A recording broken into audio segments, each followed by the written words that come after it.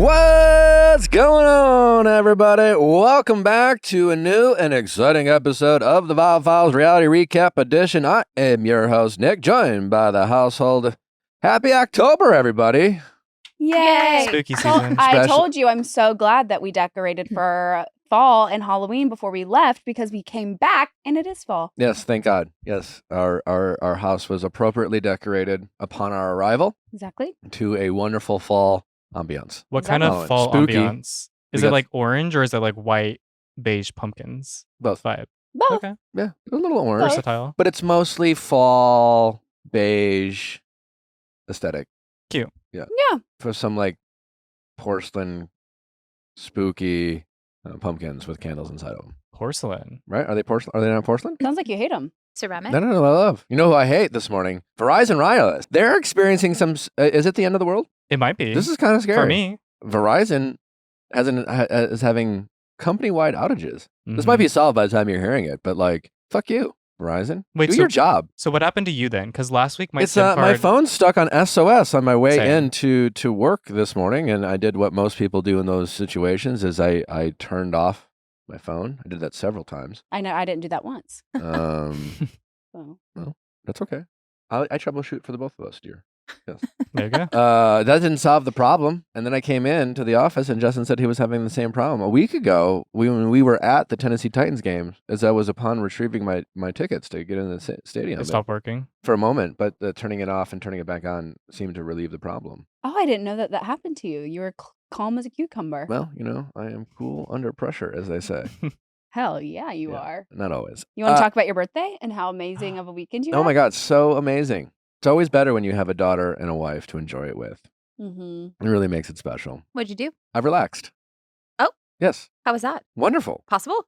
It was a dream. An absolute dream. That's all I wanted to ever do. Good for you. We got couples massages. Mm. Ooh. A little callback to Nallie's birthday. I was going to say. Twinsies. I got some amazing Packer gear. It was really wonderful. Yeah. What was the Packer gear? I got this really unique vintage Tasmanian Devil Packer gear, which I believe you just can't find anywhere else. Like a shirt? It's a sweatshirt. Yeah. You really had to one-up us on that one, huh? Yeah. Mm-hmm. I did try. I did say like a few of your other gifts are, delayed in their shipping process. So they will be here soon. Yeah.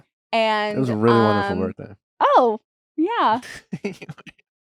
We were out with Madeline Macy and Hope and all of their partners, the girls who designed my wedding dress. And You just won't let it go.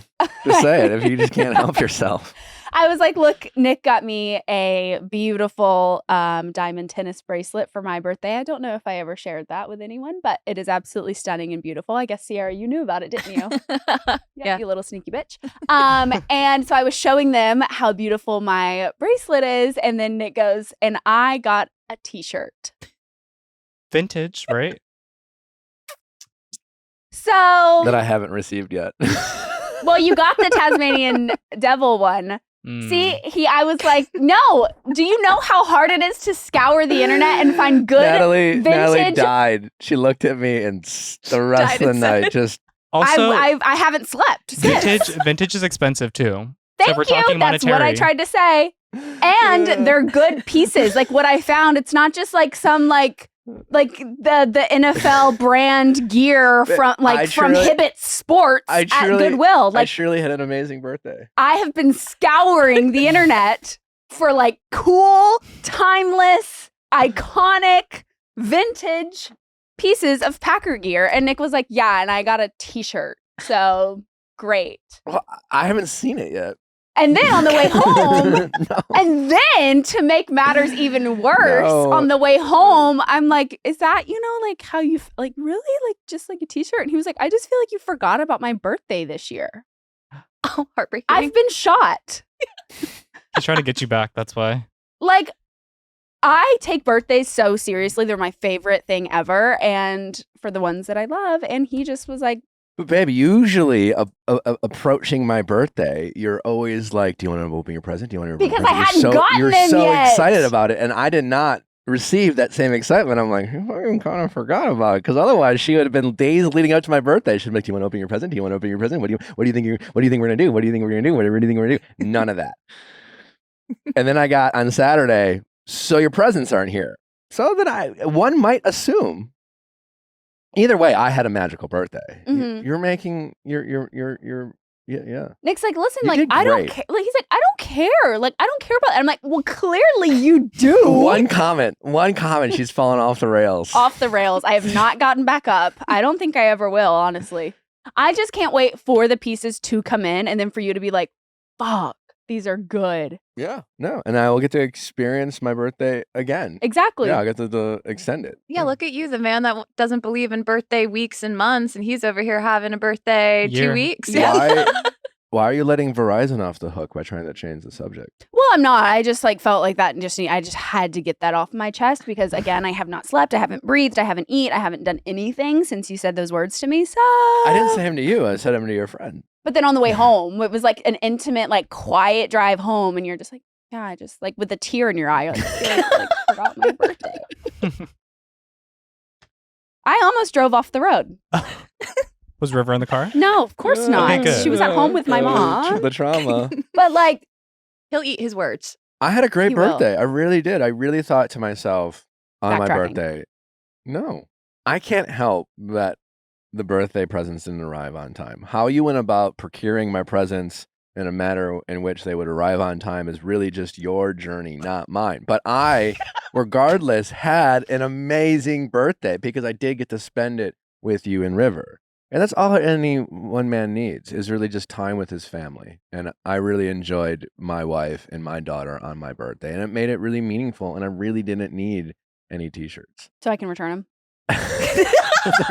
They're away. Cancel the order. You know what? Send them back. He doesn't want them. She also gave you the gift of relaxation, and we did. don't even know if that's. I didn't even know that's possible for Nick. Thank you. Yeah. It wasn't. I also was like, I'm not going to say a word today. Oh. Yeah. I was like, I'm just going to let him scroll on Packer Twitter That's and I'm what not going to happened. speak. Why are we and I'm throwing just- me under the bus You're on my not. birthday weekend? I'm not. Typically, I'm like, do you want to rearrange? Do you want to paint? Do you want to go to Target? Do you want to do this? And I was like, I'm not going to speak. I'm not going to say a word. I'm just going to let him like scroll on Packer Twitter, do I his smoked thing. So much weed. And I not one complaint. Not No. one complaint. Did you No. let him leave the cabinet doors open without a complaint? Yes. Look at that. There No, was not again, one. I'm not complaining. She is complaining, not me. I had a great birthday. Wait. Packers did lose. I think Verizon gifted you with relaxation. They turned your phone off. It's not my birthday They anymore. extended it Birthday though. weekend. They said we'll give you Packer Twitter for your birthday, but I have business conduct. Packers did lose. And I realized I have AT&T, so. Jesus Mm. Christ. She gaslit us. She did this whole morning. She's like, I have service. Sorry, y'all don't. Like, I'm Verizon's favorite. So How can you sorry. become- Turns out she has AT&T. How can you be of a cell phone company that gives, I don't know, how many percentage of the world's population internet service? How can you not do your job? Climate change. The world ending. Maybe No. there's like disruption from Elon Like, Musk's you know- 500 Yeah. satellites. Oh, we don't get to being- blame Elon for all our problems. Well, I can. might be. What if they truly come out and they're like, this is what happened. It was the Tesla truck. So then fine. Then we will blame Just a truck. Elon. It's Just- probably an intern that just turned it the- off somewhere. Just the ugly ass trucks. You think it's that simple? to just turn it off. Just I mean, turn wasn't off there the like internet? an emergency alarm in Hawaii that someone accidentally Why am I the pressed? only one wearing a cowboy hat? This is your idea, Justin. I know, but like, I can't really do it with If we're doing it for the views, Look how he's holding his I'm headphones. wearing it behind. I have a big head. It doesn't. No, you Like, the don't. math doesn't math that no, way. no. What size is your head? Well, What's this your baseball doesn't- cap size? This doesn't fit on my head. I don't know, but I can't fit most baseball caps. What does that mean? Like, there's too much hair on my head. The hair isn't a thing It's that because takes your up brain space. is so big. My brain is big and the hair is big. You're so smart. The hair is not a thing that like stops you from wearing certain kinds of hats. Have you seen? Well, football players, many of them have long hair. Okay, valid. But those are very helmets. poofy, and they all fit inside a helmet. Your hair, But they might get a bigger size helmet. Sure, yeah. I don't think. To be fair, I've never bought a hat fresh from a store. Like, I've only thrifted it. Okay, So I'm only trying on hats that are like there, and most of them don't fit. So big head. you were wearing that hat. That hat fits. I had to shove my head in this, and it was slowly like riding up, and I was like, I don't know about that one.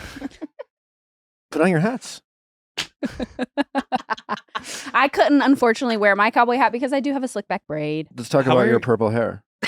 Okay, drop the hat. No, put the hat on. How do I don't even know how you're doing this. Like that. I don't know how you're doing this either. Yeah. Wait, Like, lower. how is it staying? The back, they're not. Yeah, it's just on. Yeah, it's just resting up against it. I feel like my head doesn't do that. We could just headphones. Where the hat is it's sideways, it's lifted, Now we got it. I'll just ditch the headphones. doing everything. What that's is sitting on your head. what is your motivation? What is your inspiration for today? There was an inspiration, but the second I woke up with purple hair, I was like, fuck it. I was like, we can't wear the white jeans with the white shirt with like the red bandana. I was like, the colors are a rainbow at this point. You adjusted your outfit because of your purple hair? I did. So, well, first, Justin has chosen Halloween costume attires for every reality recap day, and today is Cowboy. Day. I want Cowboy the Day. audience to dress up with us and post it so That's we why- can Wow. repost you. But you're not even wearing the hat. Well, I'm wearing it now. Nick's on one today. No, I know. It's He's passing the blame. Verizon's. He took a It's nap. Verizon's fault. He took a nap, and now he's I got too much called energy out for all my of us. birthday. Okay, valid. One comment. Two. You kept digging for answers, so I provided. Thursday is sports day, though. So for listeners listening, dress Well, up with us. Fingers crossed, his stuff is in by then. Shit out of luck. That's all right. The team got me a present that showed up on time. Wait, funny story about this, though. So Natalie No, did help with no, this. no. So this is indirectly Natalie's present, Yes, too. please. Just please. saying. No, Just let's saying. share. You want to share, Nick? You want to share? You want to share? I know the No, story. let's go. No, let's open the can of worms. Go ahead, Justin. No, this story is funny. First of all, thank you, Natalie, for helping. Absolutely. Natalie helped pick I the would do size. anything for my man. The team trusted Justin to buy sports merch. Yes. I don't know a thing about sports. So there's two jerseys. There's an away and a home jersey, right? Mm-hmm. I tried buying the white one because that was cute. Natalie helped pick that one out. Yeah. Mm-hmm. Went to the website. They only have like extra large and double XL. In white. I tried doing the whole like LA assistant thing and calling the Packers website and being like, I need to get this. Like my job relies on it. Like my boss really Wow. needs a shirt. You threw me on the bus. No, they don't know who you were. I just said like, I'm an assistant. Like I really need to make this happen. She's like, sorry, I can't do anything about it. Hangs up the phone. The They hung website, up on you. but no, well, nicely. She was a really nice Okay, like you said she Southern said goodbye. accent or whatever. Southern. Well, I don't know, Midwestern accent. She had an accent, and I was like, really cute. Okay. The website goes down the second after I hung up the phone. So I think I scared the Packers website people to be like, someone's like trying to buy something that like either we don't have access to or something. So like I couldn't, after like trying to purchase it the first time, after calling, they turned the website off for like 3 hours. So I couldn't even like order anything. Anyways, we got the green jersey. So it was cute. Well, then after you had reached out to me, you were like, I want to get this jersey for Nick and like put his name on it and like, you know, whatever. I'm like, so cute. Absolutely. Like, pop the fuck off. Then we are at the football game in Tennessee. Correct. And Nick looks at all the people wearing jerseys and he goes, I can't wear another man's jersey. Not interested. And I was like, You spoiled it for us? I didn't say anything. No. Okay. I didn't say a word. I was like, oh, I just don't like. It's Okay. just something weird about wearing another man's name on your back. Well, isn't that the whole point? Like it's your favorite player? exactly. You're like repping your team and your players. I rep my team more than I rep my players. I feel that. Yeah, listen, it's just a. But the team Basically, got. he was saying he hates jerseys, and I was like, this is not good because you're about to receive one. No, But I it did wore- have his I last name wore- on It did it. have your so- name I on it. wore your jersey that the household gifted me for the game, and they lost, and so I may not be Oh, wearing no. it It's because I bought it. again anytime soon. I'm not a superstitious fan. It was a great gift, and it was a great birthday, and I'm grateful. You're the best. Yay. Can we talk about my purple hair? Okay. Yeah. Yes. So, for the people watching on YouTube, look at my nice, luscious, brown, soft boy, autumn, demure brown hair that I'm wearing right now. That's actually vibrant purple. Yeah. Question for Natalie. Have you ever trusted a Sally Beauty worker to pick out your hair dye? Absolutely Who's a Sally Beauty worker? So, Sally Beauties is like It's a store. a store that a ton of people go to just for like hair dye, shampoo, conditioner, whatever it may be. Is this an LA thing or is this Everywhere. Is it an A beauty everywhere. supply It's a store. beauty supply store. Yeah, it's like an Ulta, but not an Ulta. Okay. Like not as corporate as an Ulta, right? But Minus the the people sticker. across our great nation Know it. Yeah. know it. Everybody knows what that is. Gotcha. So I was advised that since I have blonde hair, it's easy to dye it from by yourself back to brown. That 'cause I makes have blonde. sense because it seems like Mhm. you have it might be a little lighter. Yeah, I had a Than nice normal. palette of hair prior to the purple. Mm-hmm. There's also a Um, reason why people go to beauty school. Right. No, I've learned that. Yeah. So, but Sally Beauty claims to have color specialists that could help you pick Ooh. the colors out. How old are they? Like grown people, like adults that Mm. look like they know how to dye, which no, I'm not generalizing all Sally Beauty workers. But I went to a color specialist and I was like, here's a picture of this nice Demure brown that I want to dye my hair back to. Mm-hmm. How do I get this? She said, because you strip the color out of your hair, you need to add red into it before adding the brown to it. Okay. Which in my head, I was like, you know what? Color theory, somewhat adding up. I Did don't she know say how it hair works. confidently? Yes. They were all so confident. They had the swatches and everything. I was like, sure, that red's going Because to like turn with into that. with a confident delivery, I'd believe that. It's like, oh, this person Right. seems And I like was they know like, what they're this is your talking job. about. You're a color specialist. I was like, got it. You wouldn't get this name tag for no reason.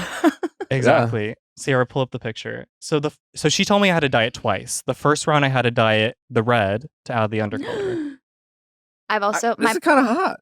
my mom is a hairstylist. I have never heard that you need to dye your hair red to go brown. No. But so she gave me a ginger color. First That's of not all, that's not ginger. ginger. That's That's hot Candyland That's pink. Yeah. firecracker red. Firecracker red. This is like vibrant pink. That's like you going through. Your you're face, your fate, you're nervous. Your No, face I is was- like, what the fuck? You look like you're is about to going cry. on? Who took this picture? My boyfriend. So Okay. he dyed my hair. You were I in a don't blame safe him. space. Yes, I You don't look like blame you him wanna for the cry. color. You look like you're about I to did cry. because I was like, this can't be seen outside. I was like, this is insane. It does look okay. But I still trusted the process because she Mhm. was like, second round, you're going to put the brown over it. It's going to mask it into a beautiful, like, And then she brown. say, "Don't freak out if you look like a troll." No, didn't disclaim it. So at Like this a point, I was treasure like, tro- you know, I was like- holding in the tears. I was like, the math is going to math according to the lady. Okay. I put the brown on it. Next picture. Now I have this like rose gold. That's what you sent Lavender. us. Yes. I thought I it- love this. This looks great. Take in mind, this is wet hair. So I dried it out. Splotchy. It was like brown in some areas, pink in some areas, like not even. Like it looked like I dyed it red and then like it faded over like months. What are you trying to do? Brown, like the color of your shoes. Light brown. Yes. Well, like the darker version of your shoes, kind of, but like a little bit darker. But brown. Like a chocolate brown. Like Are we chocolate still brown. trying to do this? I don't know if I can achieve that, but I think we could bring you to a professional. well, so I am. So here's the thing. So I went back to a different Sally's. And I was like, girl, You're still giving Sally a chance at this point? I've learned my lesson, but I was. But I was like, I was told that blonde to brown is easy. And I'm also in panic mode. I'm just wondering why we're going back to Sally. No, I He's a know. DIY kind of guy. The embarrassing part is before I tried to do this myself, I asked my hairstylist, like, do you dye? Like, could you dye my hair? And he fully said, yes, I can dye your hair. But then I made the decision to trust Sally to do Interesting. myself. Okay. And what is the price difference between going to the person who went to school? I'll tell you- Astronomically. Astronomically, but by the point of this, not that much. You understand why. Because Yeah. I bought many products after to try to fix it, and How like, many products Yeah. have you purchased already from Sally's? probably like $150 by You're the end of keeping it. Sally's afloat. Well, not anymore. I'm going to And return then, half and of then that. a hair but dye job, what, 200, 250 Like, maybe? That's 200 on the a low end. That's a haircut in LA. It's yeah, that's like a $250. low end, maybe if you can get it. Not for a boy. I don't know. Well, for like a good salon, yeah. Yeah. Because like You're barbers paying aren't going to dye your $250 hair. for a cut? We have to go to like. Well, I'm not for hair dye. Like if I were to dye my hair, I'd probably. I go to pay $100. some fancy people, The haircut's like and they're $100. charging me $100. Yeah, that's the haircut. Okay, well, for women, He's not a woman. I'm just saying. For me, it's $250. not about you. Well, unfortunately, what's about to happen for Justin if he wants to hit a light brown? First of all, your hairstylist is going to be very upset. Oh, with he's gonna you. look at me like I'm crazy. I feel like Yeah. you have 17 more Yeah. Sally hair dyes left to get to where you want to go. Well, here's the thing. So I went back to different Sally's and I was like, "Girl, your coworker fucked me up. She gave me who knows what color, but is this brown?" And she literally looked at me and she said, and she was like, "The only way to achieve this is to either bleach your hair." Oh. Which, first of all, that's Already? not smart. That's All right. wrong. Yeah. That's Sally employee number 2 just going Right. off the deep mean, end with the what that is there- kinda made sense to First me. of all, you need to burn your hair off. Literally, Second of go all, bald. Yeah, well, right. Grow it back out. yeah. That's what I understood. Put an But she entire was- tube of mayonnaise all over it for 17 minutes. You're like, all right, Yeah. taking notes. But she said you have to like lift the color, so you'd have to bleach it out, is what she was telling me. But I was like, that doesn't sound No. right. The right choice for me. I was like, I don't know if you're right or not, but I'm not doing that. Yeah. So she was like, well, you can just put like straight black on it, and it's gonna mask it. She's like, you're not gonna see any color. It's gonna just be straight black. And in my head, I was like, black is better than pink. Is that what you did? So I put black on it. Now I have purple hair. I gotta say, it still looks pretty good. But what is going on? With me or the Sally worker? All of the above. I don't know. But like retrospectively, I was like, I shouldn't have listened because I know color theory and I know blue on red is going to make purple. Yeah. But I just full on in panic trusted the Sally worker for a third time and was like, okay, let's do it. All this being said, you look pretty good. Thank you. If you told me you tried to do this, That's the thing. It's a vibe, but not my vibe. It's definitely a vibe. It's a vibe. well, everything's a vibe. Yeah. We all love it. Thank you. But now I have to color correct it, and that's like $600 to do. So Is I that either what- live with purple hair. Or Is I that color what correct it? Is that what it takes? It's expensive to color He's correct gonna hair. have to like wash that out. You have to either like get it lifted or like try to balance the color. And color correcting is like it's trial and error. You can't predict what happens to the hair, so it's like or have a professional just well, that's the go thing. dark, and then So on Saturday, I'm going to my guy, and I'm just gonna be like what can we do? do I shave it off? This. Like I don't know. I'm sure he could do black. Shave it off. I'm That not gonna seems- shave it off. I look ugly with that, but in theory, You never look ugly, Justin. thank you. You're Well, welcome. speaking of vibes, you guys went 1-on-1 this weekend. We were close. Did we? I we also did? went 1-on-1. We tied. Oh, Yeah. so we're still beating you. The Chiefs beat the Chargers. I picked the Chargers. You guys beat me there, and then we both picked the 49ers. I Yeah, we believe. both picked the 49ers. Yeah, and they won too. We Go are on. geniuses. We What's know what we're our? You talking guys are about. still. You guys are what? You guys are 4-4. I'm 3-5. Okay. You're still winning. I'll take it. I was gonna say on a more sad note for me, Maggie Smith has passed away. Oh, awful. As a Harry Potter fan, I was like, oh, Harry Potter, First Wives Club, Downton Downton Abbey. Abbey, She's like done a lot of stuff. she's in a lot for a while. ever, and consistently a phenomenal actress. She will be Was she missed. also in The Secret Garden? Did you watch The Secret Look Garden? it I up. feel Look like it up. yes. The Look it reboot up. or the original one? Original. That's from my childhood. That was a beautiful movie. Yeah. Yeah. She was Yeah, in it. she was. She was Mm. like in everything. I can only imagine how many credits. I This mean, you woman thought has she to her was like name. the mean nanny, but she ended up not being the mean nanny. Yeah. River learned how to drink out of a straw. She's Look at her go. Oh, sorry. She's ahead of the curve, isn't she? She seems to be ahead of the curve. Yeah. The second you I said think eggs, we- I was like, wait. We all say that. We all say our child's ahead of the curve. But No, I think she can we might. please get this photo? Oh my God, please. This is traumatizing me. It's Staring my at you, sleep taking your paralysis. photo. No, literally, I'm sitting next to you. No, I'm so scared. No, she's not ahead of the curve, I don't think. But I think she is right on. I think she's like 2 weeks ahead. I think she's right on schedule. You know, honestly, it's my fault. The whole straw thing, I was like, that seems too complicated. I'm going to give her a sippy cup. And then I did see a TikTok from like a speech pathologist, a pediatric speech pathologist or Mm. something. And they were like, sippy cups can like mess up their speech as they like get older, like if they don't learn how to like and then I was like, she does great with those pouches. She's like sucks it like so fast. Is So she I'm not like, she supposed to could be sucking in pouches? no, you want them to like drink out of a straw and to like do Okay. that sucking motion. Okay. And so I was like, ditching this sippy cup. And she's drinking out of a straw. Oh my God. Thank God. I know. So she will be able to speak. And this child correctly. has no teeth, and yet she is sitting there chewing turkey meatballs. I know. How does that work out? Because I sit in front of her and I go, Because you can mush it down. That's true. You don't yeah. need teeth to bite into a meatball. It just makes it easier, yeah, right? yeah. Yeah. Like gnaw on it. She's not ripping steak apart. No, we do give her steak, and she just really like sucks it and like The gnaws flavor. on it. Yeah, but Mhm. yeah, it is. It's a crazy thing to like feed your child real food. Well, we got some unfortunate news about Ellen DeGeneres. She recently came out with her special and has come forward with not one, not two, but 3 diagnoses. Yeah. Wanna- Osteoporosis, OCD, and ADHD. Okay. Welcome to sad. humanity, Mm. Ellen. Yeah. Yeah. I mean, I know it's 3, but Like you're saying these are more common diagnoses. 1,000%. Yeah. I feel like most women over the age of 50 have to deal with osteoporosis, and then there's the whole ADD and what was the other? OCD and OCD? ADHD. Yeah. It definitely probably makes a difference in her life, like knowing the diagnosis, but at the same time, it's like, No, yeah, for sure. Listen, Does the as- announcement, as, like, change someone who anything? grew up most of his life, I guess somewhat being slightly slow test taker, certainly feeling like I didn't know how to ever really read aloud. It is nice to finally become aware of my dyslexia, for Mhm. sure. Certainly helps me explain things. Yeah, it's nice to know. Well, Ellen's recent special, it's her last special, kind of a big deal. Ellen obviously recently retired from her show, the Ellen DeGenerous Show, and right before that, it was brought with some scandal about on-set behavior, her behavior, and whether she was or was not nice to people, her employees.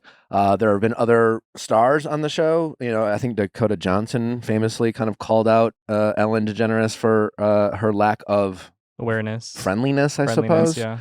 I've been on the Ellen show twice. She's always been, I guess, nice to me. I wouldn't call warm, but nice, you know, like we didn't hang out afterwards and like sip some beers, but she was nice. At the same time, though, apparently, I think a lot of people had expectations of like Ellen. We were told that she would address this behavior or the allegations. She never did. I guess she has this diagnosis. I don't know if that has anything to do with her behavior. Is she connected to the dots? But I think her response was just referring to herself as a strong woman. I guess I could have called my road rage this morning to the man walking on the street, not the sidewalk, a strong woman as well. Yeah, and not bitchy and rude. But yeah. I tend to go with bitchy and rude.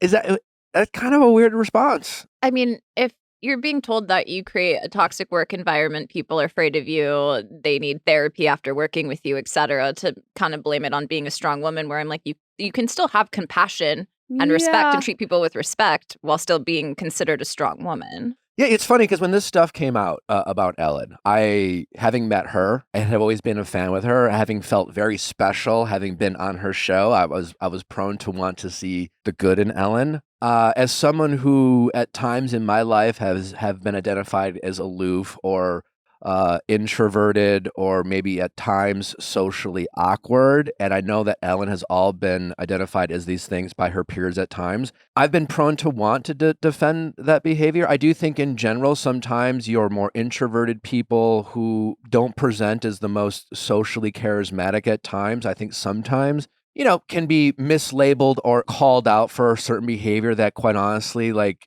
I don't think they maybe even realize they're doing, et cetera, et cetera.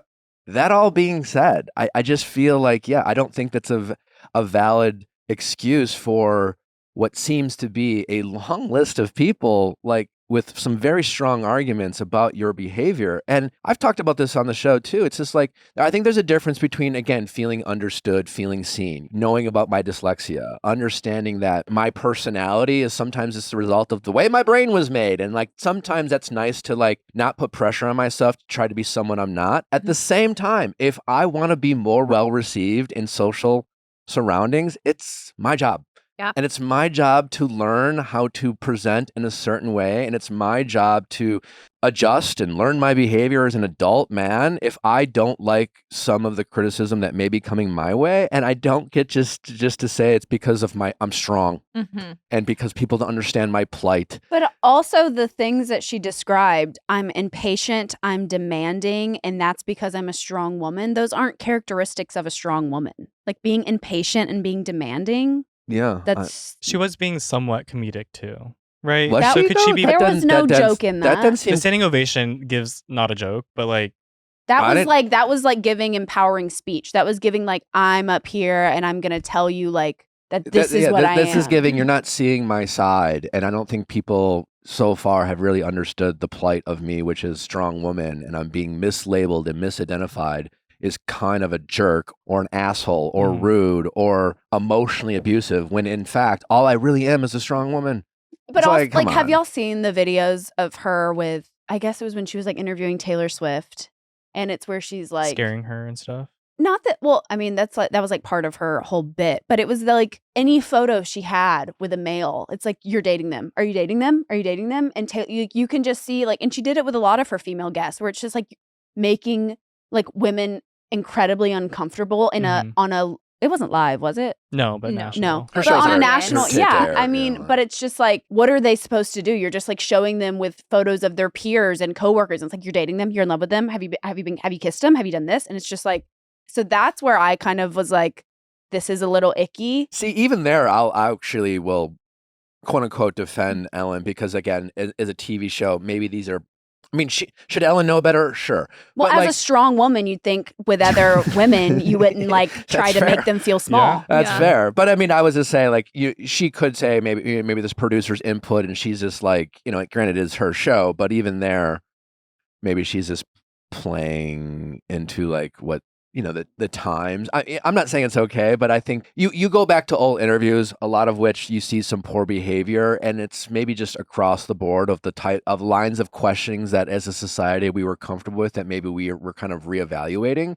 But like, there's just too many stories of Ellen, whether it's with her staff, past guests, and things like that. Just like say, hey, she's just really rude and mean. And being rude and mean doesn't mean you're a bad person, but you still, that's it. That is going to be your reputation, and that if that does bother you, like, yeah, you don't get to blame it on your strength and constantly being misunderstood. So was she basically also saying that it's with having the osteoporosis and the OCD and ADHD is a factor of why she was? I didn't watch the special yet, but I do. I don't know if she connects the dots, but no, she was just saying that she was diagnosed with the triple health, whatever it be, after taking a step back from the spotlight. Gotcha. That's kind of, you kind of have the storyline of like, I guess I'm not a doctor, minus the osteoporosis, because again, what do I know? But the OCD and the ADD, I could probably guess that with Ellen. Yeah. Wait a second. I don't know. I'm not blown away by this diagnosis. yeah. All I can say is what I remember about Ellen before she was quote unquote canceled was her being in her mansion during the pandemic and being like, I feel like I'm in prison. Yeah. And that's like one of the main, outside of the whole like being rude to people of it all, that people were like, okay, she's out of touch. I don't mind that's the thing. I also don't need my celebrities to be In touch. in touch. Okay. Relatable. Ellen has a second mansion for space. Does she actually? So does Ryan Seacrest. They In all do. space? I mean, like for like Ryan Seacrest For has like space. Oh. for like more for room. I was Ryan like, wait. Seacrest has a mansion for his recording studio Okay. that he doesn't live in, and Yeah, it's that's just fine. like for privacy. Like, I don't need them to be in touch at all. They're multi-millionaires. Yeah, I'm not looking at A-list celebrities for relatability. But you can be out of touch and Still a not nice person. relatable, and you can still be kind and out. What do we always hear about Colin Farrell? Just constantly generous. You always Yeah, I was like, no idea. really? Haven't heard I've always heard that he's just, anyone talk about Colin. I hear he's crazy nice. Very Irish. Yeah, just always generous, always out of his way, goes out of his way, And I'm sure there are times where, like, if you hang out with Colin long enough, you're like, that man has been famous for too long, Like, I'm sure there's something about Colin that's not relatable to all of us, But you can still be kind. Absolutely. So, Yeah. and you can still be a jerk, but I don't know if strength has anything to do with it. Well, you know who was kind? Who? Lana Del Rey's now husband, the alligator tour guide. And they're now married. Congratulations, Yeah. Alana. Yay. She looked really beautiful. It was Didn't a she? beautiful dress. Yeah. It was really sad though that, or maybe not sad, but like she wanted it to be private, but there's like helicopters like flying It seems around. like it was filming pretty her. private. I mean, if the only photo they got is that blurry blurry ass helicopter photo, one? then she did a That's pretty true. damn They good. did good. Pretty good. Not a lot of details. I feel like we know more about Lana's wedding than Her? most people. Oh, the internet. No. I did see memes of people saying they wanted to dress up as alligators so that they could like swim into the water and like watch it. That's funny. Good for Lana Del Rey. Yeah. Marrying for love. 100%. He's a handsome man. People that I know who have been around him say that he is very handsome, very charming, very funny, very like Cajun, and just like a all around they're like, we get it. Yeah. I think she wants to be a normal person. Like as someone who doesn't know her, that's just what I read into like her vibe of like out working at a Waffle House. Lana like, Del Rey worked at a Waffle House. yeah, it's like And this wasn't like a 5-minute publicity No. stunt. She worked at a Waffle House. Most people don't have that type of social ability who aren't famous no, yeah. to do that. Like, that is in touch. That Mhm. is the most relatable thing you can do. Well, my That- theory is that she's had so many big albums and she's been turned down from like an Emmy or a Grammy or whatever so many times, and now she's like, well, I'm rich. I just want to be happy. And that's like a normal life. A meme that was saying that Lana Del Rey is like Cinderella in reverse because she is like she's from a rich, well-off family, but like has done everything to be Not not or associated pure. with that. Yeah, not associated. Yeah. Is she from a rich family? Yeah, she's a Nepo baby. Good for her. Rob Grant is her father. Good for her. Really carved out a Oh, great wait. life for herself. Works as a domain developer. He's a business operating 1,600 websites and 8,000 domain names. He's an app developer? domain developer. So she's not a Nepo baby. No, but she's a. That She's- sounds like he's got plenty of money. She's a baby. So what? There's a lot of rich parents whose kids turn out to be complete fucking losers. We just watched the Menendez brothers. Yeah, you guys finished it. Yeah. Mm. We did. I'll give you my take on it. Pretty fucked up that now I'm looking. I feel like all it did was confuse the shit out of the truth and what's not real about this whole case. I feel like Ryan Murphy was like, you know what? I'm going to give you so many POVs that you have no fucking clue what was even said in the court, what was said under oath, what the facts and not were. Like he just was like, I'm gonna confuse the shit out of you. Baby, I love you. Good luck. I love you. I absolutely love you. I adore you. You're the best wife of all time. I disagree. That's I fine. quite liked Ryan Murphy's play on it because we don't know. No, because I saw the transcripts of the actual court Mhm. and the stuff that actually happened to these boys, that was actually testified to happening to these By boys. who? The cousins, the maids, the family, the all of these people who testified and said things that Ryan Murphy left out, or that okay, that I didn't know that. Like, yeah, get it, I Nat. didn't either. I didn't Get either. it. I literally But was like, what do you make of the fact? Attorney General. What do you make of the fact that what they also and this did happen is that Lyle Menendez asked people to lie about his alleged abusive father, offered to pay them for their lies. I think. I'll tell you what I think. Okay.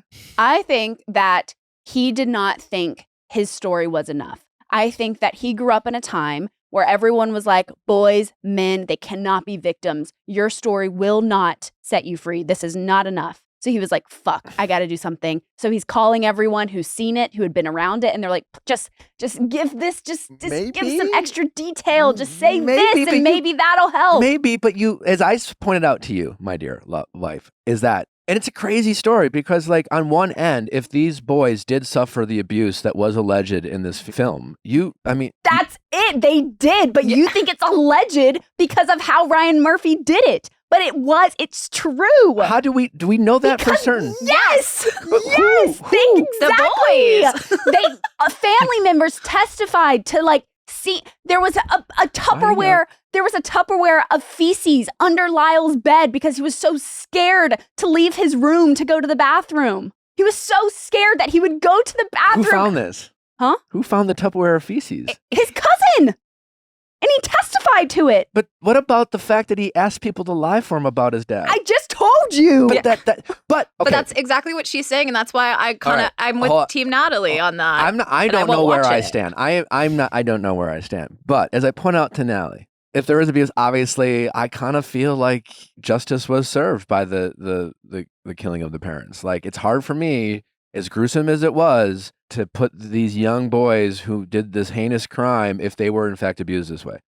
You have to consider the possibility that two young men who can brutally murder their parents the manner in which they did, and there's a lot of ways to kill your parents, blowing your dad's head off is certainly a choice. You have to believe that these boys would be capable of manufacturing the type of lie if they are also capable of blowing their parents' heads off. That was the only type of guns they could get.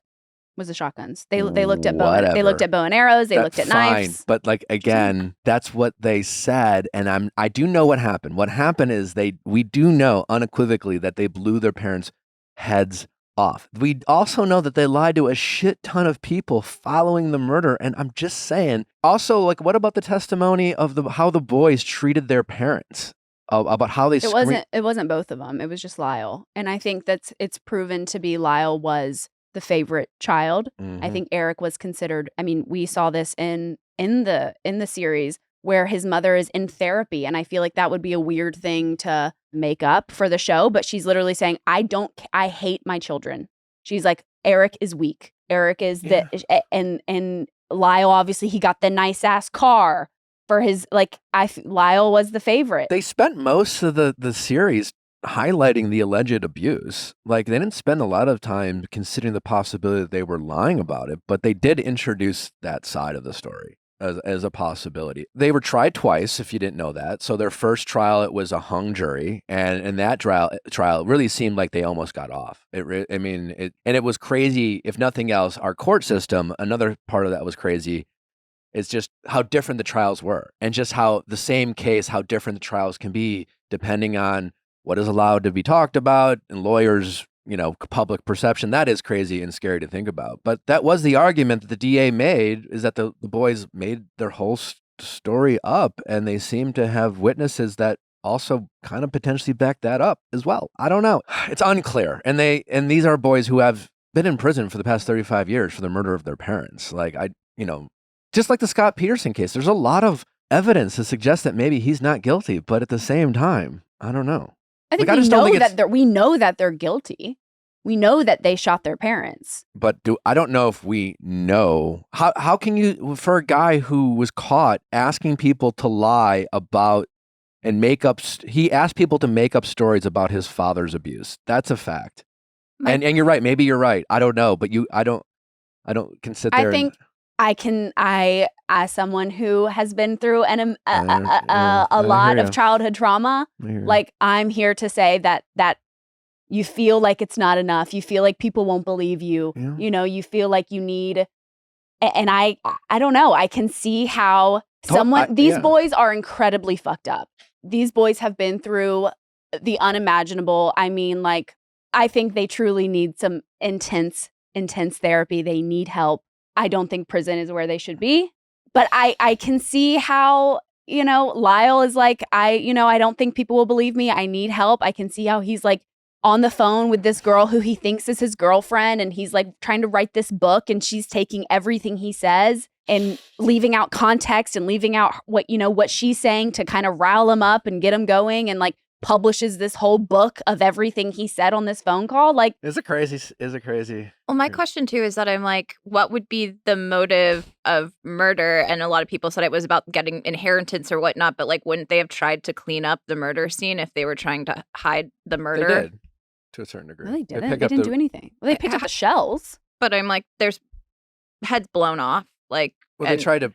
I mean, their story was the mafia did it, and then like in the second case, the mafia, how they not only were they convicted of murdering their parents, they were convicted, I think, with special conditions. That's why they were up for the death penalty. The prosecution not only got a guilty conviction, they also got the jury to believe that these boys not only killed their parents, but did it with premeditation. They planned it, right? And the whole idea that the boys were like the heinous act of the murder, and the fact that the boys right after post-murder were like, the mafia did it. And the boys were saying, well, the mafia is usually known for like gruesome crimes. So the fact that they killed their parents in the manner which they did, prosecution successfully convinced that was part of the premeditation of it, which on tracks. Listen, it's you make a lot of valid points, and I'm not in a position to say they're not. It is interesting, Ryan Murphy, who clearly does some kind of homework, he is really clapped back. I mean, I saw a quote basically saying, I always see this criticism from the boys and the family. They always say that it's inaccurate or that it's full of lies, but like, where are the lies? He's kind of been like, tell me what I've gotten wrong. He's like dared the family and the Menendez boys to specifically say what they don't like about the series, and as opposed to a general criticism, which is he is confident in his work, whether that says anything or not. But there's a new documentary coming out on Netflix. We'll see what angle they take. The Menendez boys are involved, so we will hear their POV. Kristin Cavallari is no longer with her boyfriend. They lasted a long time. 7 months, I think. I guess. Was it 7? It's got to be over half a year. I mean, like clearly it was a real relationship, but it feels very. Do we have the reason? Do we have the reason as to why they broke up? I don't know, and that's why I was confused, because I said I was watching the podcast clips from hers, and they were talking about their relationship, and then it does get like a little awkward because she's like, the fans want to know what your plan is with me, and he was like, marriage and things down the line. She was like, and a baby, and he was like, yeah, I mean, I think that's included in marriage, and it was kind of cagey a little bit, and then come to find out 2 weeks later they've broken up. It's like maybe not on the same. He was nominated for TikTok's People's Sexiest Man of the Year, so maybe. I'm sorry. Can we go back? TikTok's People, like People Magazine. People Magazine, how they do Sexiest Man of the Year. They are also doing TikTok. Yeah, they do Sexiest Podcast Host. They have a lot of like different. Oh, I didn't realize. Mm-hmm. Yeah. And he is nominated for TikTok Sexiest Man. I think he has Kristin to think of that, right? Is that Kristin's doing? No. I mean, he was viral before. Not at all. Yeah. No, we don't give her credit. Oh, she made a mainstream. I think she gets some credit. She made a mainstream. Yeah, because I was wouldn't huge, but he was like People's very mainstream. famous on. No, you're right, because the Montana Boys definitely would not have come up on, and still have not come up on my algorithm since they're Without like I wouldn't have Kristin. known that they existed if she didn't date him. Yeah. Right? Yeah. Mm. Y'all don't I mean, even to be know his fair- name. I didn't know who the Montana Boys were before her, so What's his name? Mark Estes. Still don't know. Wasn't talking to you. Oh, sorry. she did her research. Sorry. Chapel. Can people just leave Chapel Chappell, alone? yeah. What? As I said, I'm a big Chappell supporter, but I guess she canceled her appearance at a music festival the weekend of the Yeah, festival. the All Things Go festival. And it was like people on flights finding out, like they like bought money and made an entire trip to go see her for her to cancel. But I'm also like, take care of your mental health for sure. Listen, Girls getting it from left and right. if I were on a plane, I'd be upset. Yeah. Obviously, because people spent some real money to go to these things. I just empathize with Chappell. I mean, from what I understand about her, she's been a celebrity for a long time, but the type of celebrity she's been treated in the past 6 months has been, she's skyrocketed into like A-list overnight. She didn't really necessarily ask for this. And then now people are just, again, with the expectations we have of our celebrities, it's not a political show. Obviously, Chappell has been out like, hey, I don't know who to vote for. And it seems like in some spaces, we're not even allowed to say that. And then she kind of got bullied into making a statement. And it's just like, wait, what? I thought we loved her for her music, not because she's like feeling disenfranchised by the political climate out there, which I thought was like a totally okay way to feel, but not anymore.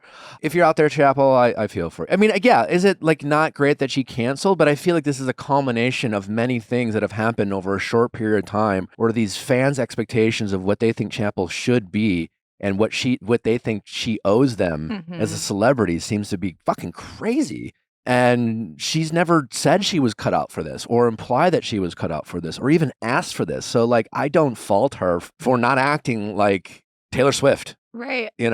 I don't. It's funny because I feel like people always are like, pick a lane because they're never happy. Because it's like the second that like a celebrity comes out and says something, then they're like, you're just a singer. Be a singer. Stop acting like you're in politics. And then the second that she doesn't endorse somebody, they're like, well, you need to pick a candidate and it has to be because of this, this, and that. And it's like this poor girl is just like, I'm just trying to make some music. I'm a human being. I have to go through and weigh out my options and whatnot. But it's like, oh, because you make this type of music, then you have to side with this ideology. And I'm like, I think people should be allowed to be a lot more complex and question what's going on in the world around them and why they make the choices that they make. But unfortunately, our political climate has turned every conversation into a life or death choice. Yeah. Red or blue, no in between.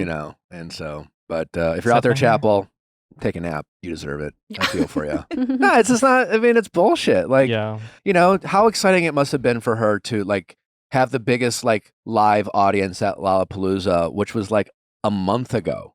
Yeah. A month ago, she popped onto the scene, and in a month, their same fans are just eating her alive for.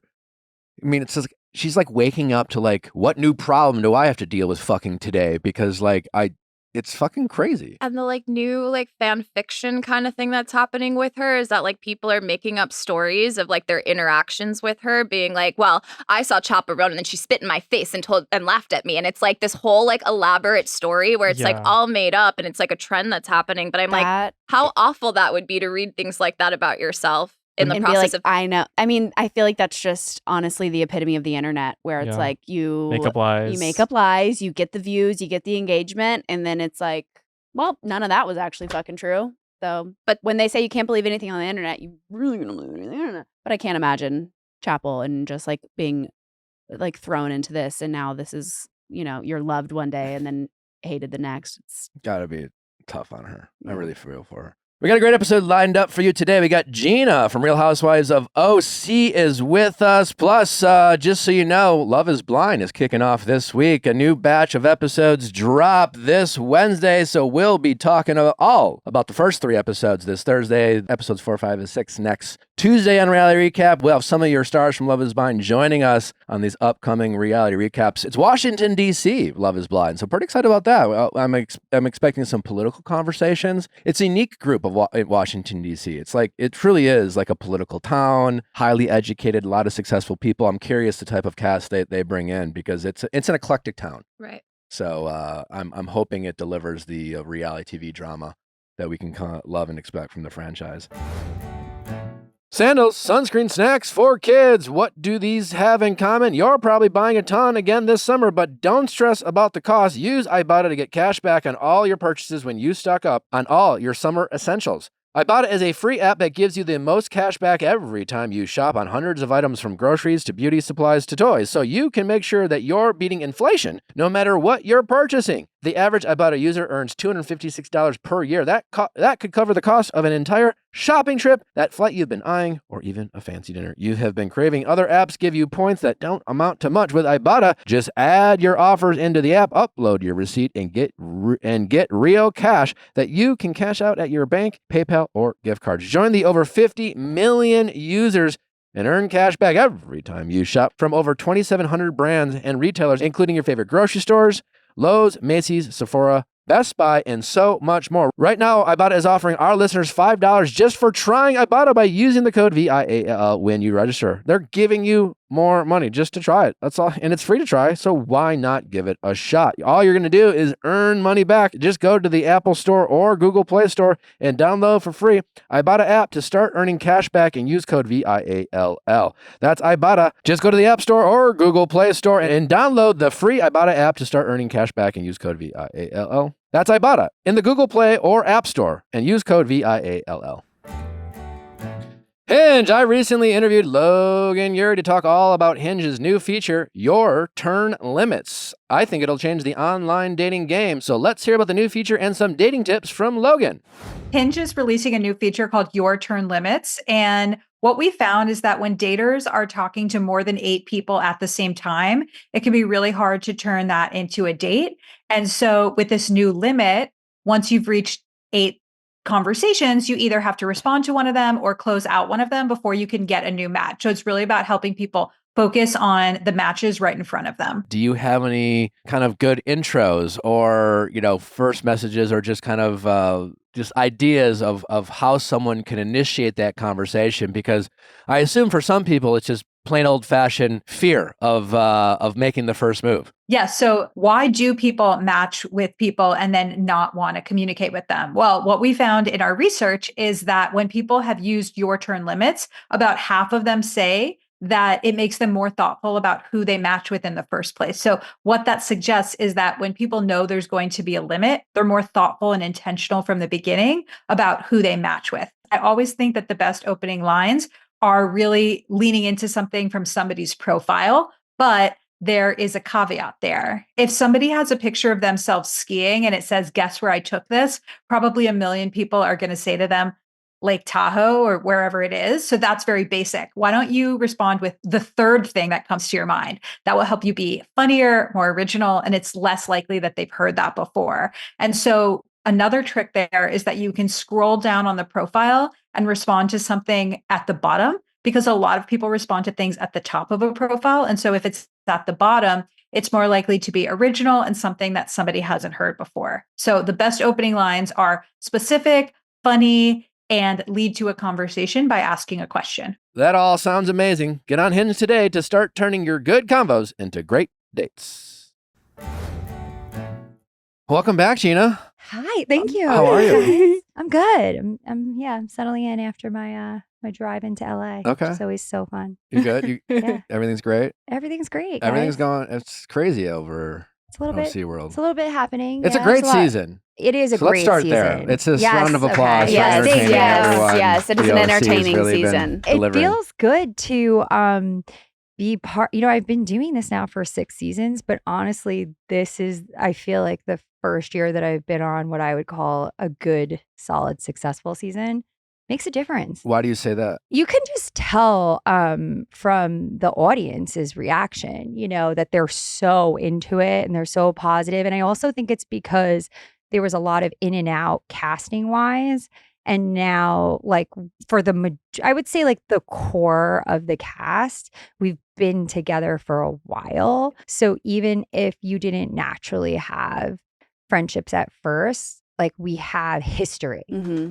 And that makes it really interesting. Did you feel that way right after you finished filming? Were you like, oh, this is going to be a good season? Or did you need to wait to see what the audience felt? I felt that way while we were filming it, Oh. honestly, because it is all real, Yeah. you know, and we really piss each other off, you know, and we really care about each other too. Yeah. Some more than others, you know, I would say, but the conflict, the good times and the bad times is all more real. And I think that's what people are craving nowadays. Like they see through the BS of a lot of the shows. So Yeah. Well, let's get your drama out of the way. There hasn't been much of it this season. It No, seems like. I mean, the feel move out good. situation.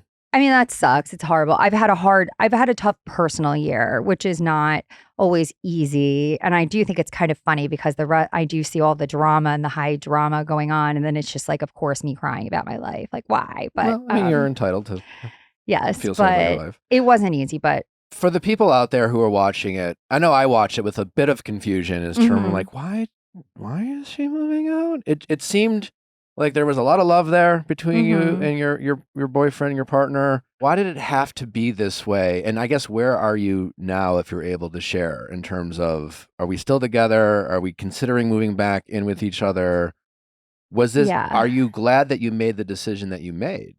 I am. Okay. I ultimately do feel like it was the right decision. That decision does come with a new set of, you know, stresses and problems. But like ultimately, I felt like I was putting myself and my kids first. And I felt like that was the right thing to do. It's a really difficult thing because I understand it doesn't make sense to a lot of people. I feel like this week on the show, this past episode that aired, shed a little bit more light Sure. on the situation. And the reality is that me and Travis have been together for over 5 years now, and no one's ever seen the way that I have been there to support him. They've only seen him support me.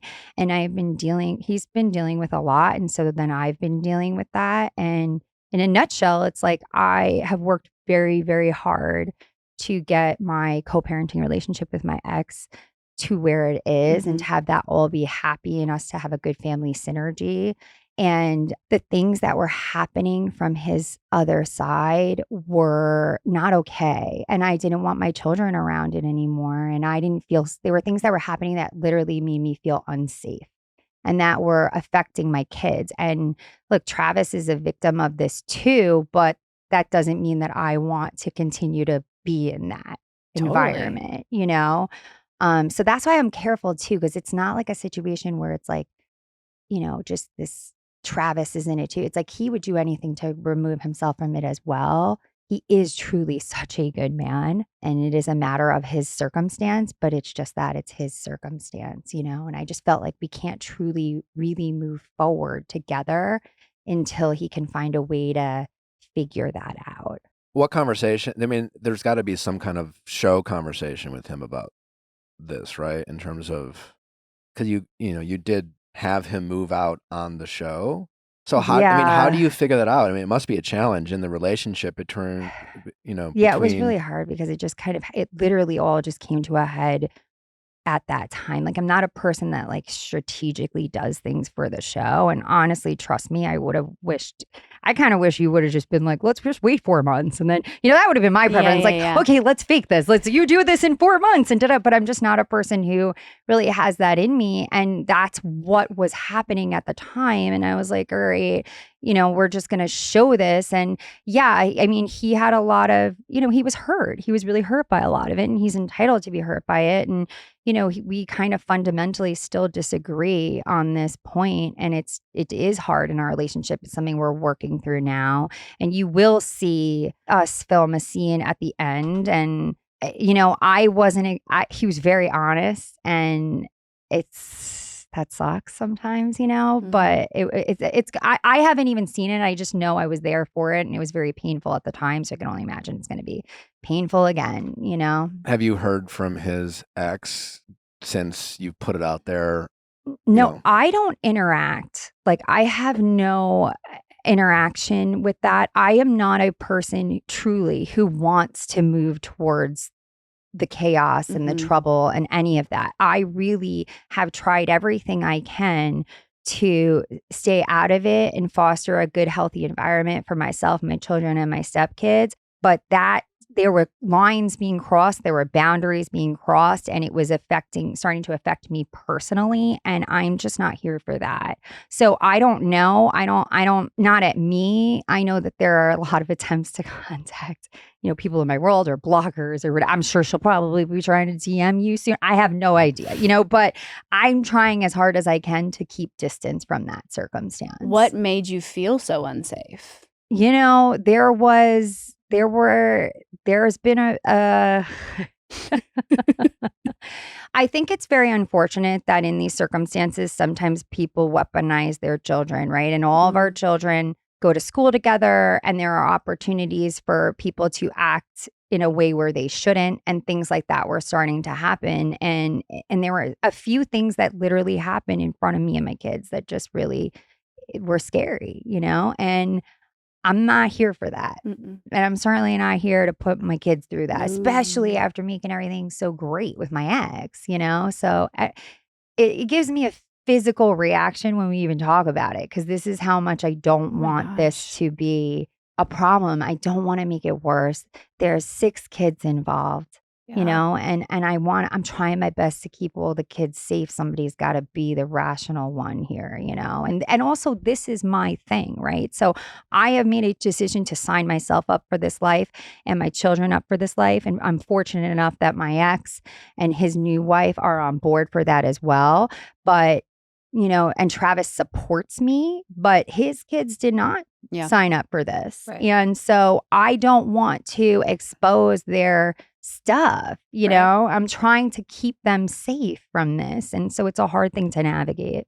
That makes a lot of sense. A respectable decision. But I appreciate you adding some context to it, because I think when we first saw in the earlier season, we're like, why are you moving out? But this makes a lot more sense. Yeah. So. And I totally respect it too, because I think sometimes as we watch this show, we often wonder as fans, and how do you, the stars of these shows, draw these very blurry lines that seem to be housewife to housewife in terms of how involved or uninvolved they want their extended family to be. And it's an interesting dynamic. So I learned this lesson too, that there are other people like in my family that just are uncomfortable even being talked about, even peripherally, and it's like, you have to respect that. And it does affect relationships, and the lines are blurred. And it is kind of a hard, even on the pod, right? It's hard. You bring something up about somebody and they didn't want you to, and you didn't even mean anything by it. Now you have an issue about it. It's tough. Well, it is. It's a fascinating universe that seems to have come up more and more, even in Bravo world, with the partners of some of these people. We're seeing it now in the OC world too. It's just like, just as a general, what is your understanding in terms of like you signed up for this, but you have other people in your life, I guess you could choose to talk about, and I guess their names can still end up on these shows, and like they don't really have a choice to, like, whether that happens or not, or what's said about them. Is that accurate? I guess like you, to a certain extent, you do. Well, I would say when it comes to boyfriends and stuff, you have a choice in the way where you're aware that somebody is on a reality show when you start dating them. So the choice is date them or don't, right? But then there are certain levels of commitment, or how much in detail your life is going to get discussed, that I understand, you would like to have some boundaries in place. But I think that that's just a two-way street, And I guess what you're saying is just like, if you choose to date someone and you introduce them to Tamra, there's nothing stopping Tamra from doing a scene with Heather and being like, Eric's a loser. 100%. And then Eric's out there watching, being like, I'm a what? Right. Like, right. Yeah. The fuck? Like, Yes. I met her once, like, and with Tamra, you never know. Well, yeah, for sure. But then also, I'm just like, if you don't, to a certain extent, don't engage then. You get what you give. Like with Trav, I feel like nobody ever is looking to do anything because he's not going to engage with anybody. Makes He's sense. not going to go on the internet and say anything to anybody, and you get what you give. So the best way to stay out of the fray is to stay out of the fray. You know, and some people's boyfriends, you know, they have the ability to do that because they just don't get involved and they don't engage.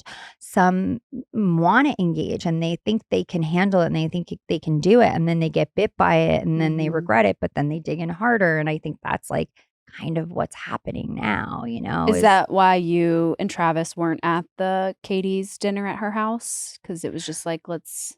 I think, well, I do think that, well, I wasn't invited, honestly, but also I wasn't like offended that I wasn't invited because like not everybody can be at everything. And I also think like me and Travis really weren't at that point where we're like, let's go to a couples dinner, you know? I mean, we really were in the struggling. Yes. Like it's been hard for us this past year. And I'm happy that he's been able to get himself to a place where we are able to stay together and we are able to like redefine our relationship. But it certainly has had an impact and it's certainly different. But at that time, we weren't like ready for we weren't going to like dinners and stuff together. What does the path forward for you and Travis look like now? We are really at a good spot. We're very much together, very much committed to each other. You know, we're adults. We've both been through a lot. We both have kids. And to me, that's just now, given his circumstance and his, you know, inability to change his circumstance, this feels more appropriate to me. It feels like two adults who are very much in love and committed to each other and our children. But, you know, we have to acknowledge the fact that we are first and foremost responsible for ourselves and our kids. And then we can combine our lives on top of that as much as we possibly can. And maybe in the future, you know, I'm just not a pipe dream person anymore. I think that's been beaten out of me, you know? More realistic. And yeah, I'm just a more realistic person and I'm okay with it being what it is. Gotcha. You know, I don't need this fairy tale. I don't need, you know, and I'm perfectly fine taking responsibility. I think after my divorce, I conceded to the fact that it's me taking care of myself and me taking care of my kids, and I'm okay with that. Yeah. So I don't need that. I'm not looking for that. You know, part of me maybe sometimes is like, I would love a beautiful wedding. I would love to wear that dress, but I don't really need it, you know? So, you know, it is what it is. Makes sense. Yeah. Can we get into the Shannon of it all? Sure. Great. So this season, it's really been focused on this whole lawsuit between John Jansen and Shannon. Yeah. Obviously, we know Johnny J. Johnny J. We know last season, Shannon had her DUI. We were as critical as anyone. She seemed like she had a tough go of it. This season's been just kind of, I think, generally hard to watch, I think, for a lot of audience members, because it just feels like, at least the way we're seeing it, this seems kind of like bully behavior from Johnny and Alexis. And while Shannon may not be a perfect person and has her flaws and certainly has made her mistakes, it just comes across as cruel, not only Johnny J and Alexis, but I'm honestly struggling why the rest of you aren't stepping up. You started to a little bit. It seemed like Emily also a little bit recently are kind of calling bullshit on Alexis. I mean, and if I'm the one doing it, that's a problem, right? Because the last time we were sitting here, I certainly wasn't standing up for Shannon. So so I recognize that. How do you, and maybe we're just not seeing it. You know, we all know this is a TV show. We're in the middle of a season. Maybe stuff's going to come out. Recently, over the weekend, stuff came out about Shannon's behavior and in other situations. I mean, you seem, again, it maybe as good as anyone because you're not like ride or dies with Shannon, but like, how do you see it as someone? Because to me, it's just like,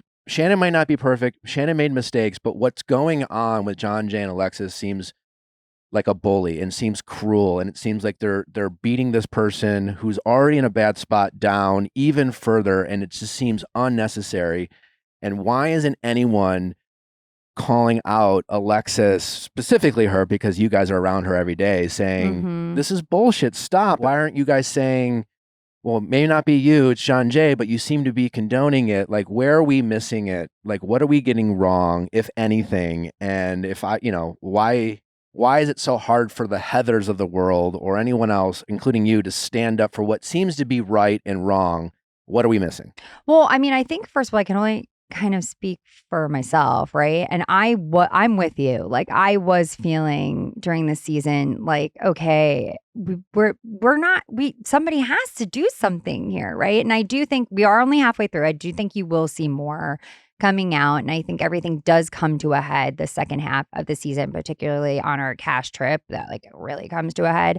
But I remember being on our cash trip and literally like we're just sitting around and watching this happen, and it really did start to feel icky. At the same time, it's a weird position to be put in because you're not fully in control of everybody that's around all the time. I never had a relationship with Alexis, and my relationship with Shannon was never good. Yeah. So it didn't feel to me like I should have been that person doing it. And I was kind of waiting for everybody else to step up in this circumstance. And I think that then when they don't, ultimately people do make decisions, and you will see that play out. Who's the closest with Shannon in your group? Me and Emily. Yeah. For sure. We still are, I talk to Shannon. I know I've been talking to Shannon even while she's doing what she's doing now, and I know that I see that that's come up, there's generally two sides to every story. I would like to wait and hear the other side. I don't know the other side as of right now. So no one knows Alexis is in Johnny's side? Because I would. Oh no, I meant with the stuff with Shannon lately. That was out. But yes, but no. Yes, I know John. Yeah. What is their side? I don't know why it's to me. Why is it? There's John's side and there's Shannon's side. I don't understand how we got John and Alexis's side when Alexis wasn't there. I'm assuming it's only because John, other than what seemed to be a very scripted cameo on Watch What Happens Live, we just have access to Alexis, who has no problem speaking on the conversation. So if we're wondering why we're curious about Alexis' point of view, I'm assuming it's that. She seems to be the spokesperson for John. So it's John's point of view. It's John's point of view. So I feel like we're on the cast with John. Like he's still, because she's just representing exactly what he wants her to represent. And my question, and no one's doubting this terrible night, what seems to be a lot of poor decisions by Shannon. But I'm just wondering, that doesn't deserve this person to what seems to be who's trying to punish her still punish her, and it feels malicious and vindictive. And then you have this video that is alleged and is using as almost like a threat. It just feels really gross and icky. And if nothing else, John, who everything we hear about cares about his reputation, it seems to be in the shitter. And I'm just trying to figure out, I'd love to hear his point of view, because he seems convinced he has one. Yeah, and honestly, I think we were kind of all waiting for that too. Mm-hmm. We were like, but no one's asked. But we have. We're like, what is it that this truth is that's coming? What is what is all of this? But I don't think we ever really got to the crux of it. He's upset that certain things were said, I believe, on the reunion last year, and I get that. But at the same time, the way I see it is it was a toxic relationship. We spent 3 years trying to out the fact that they had a toxic relationship, you know?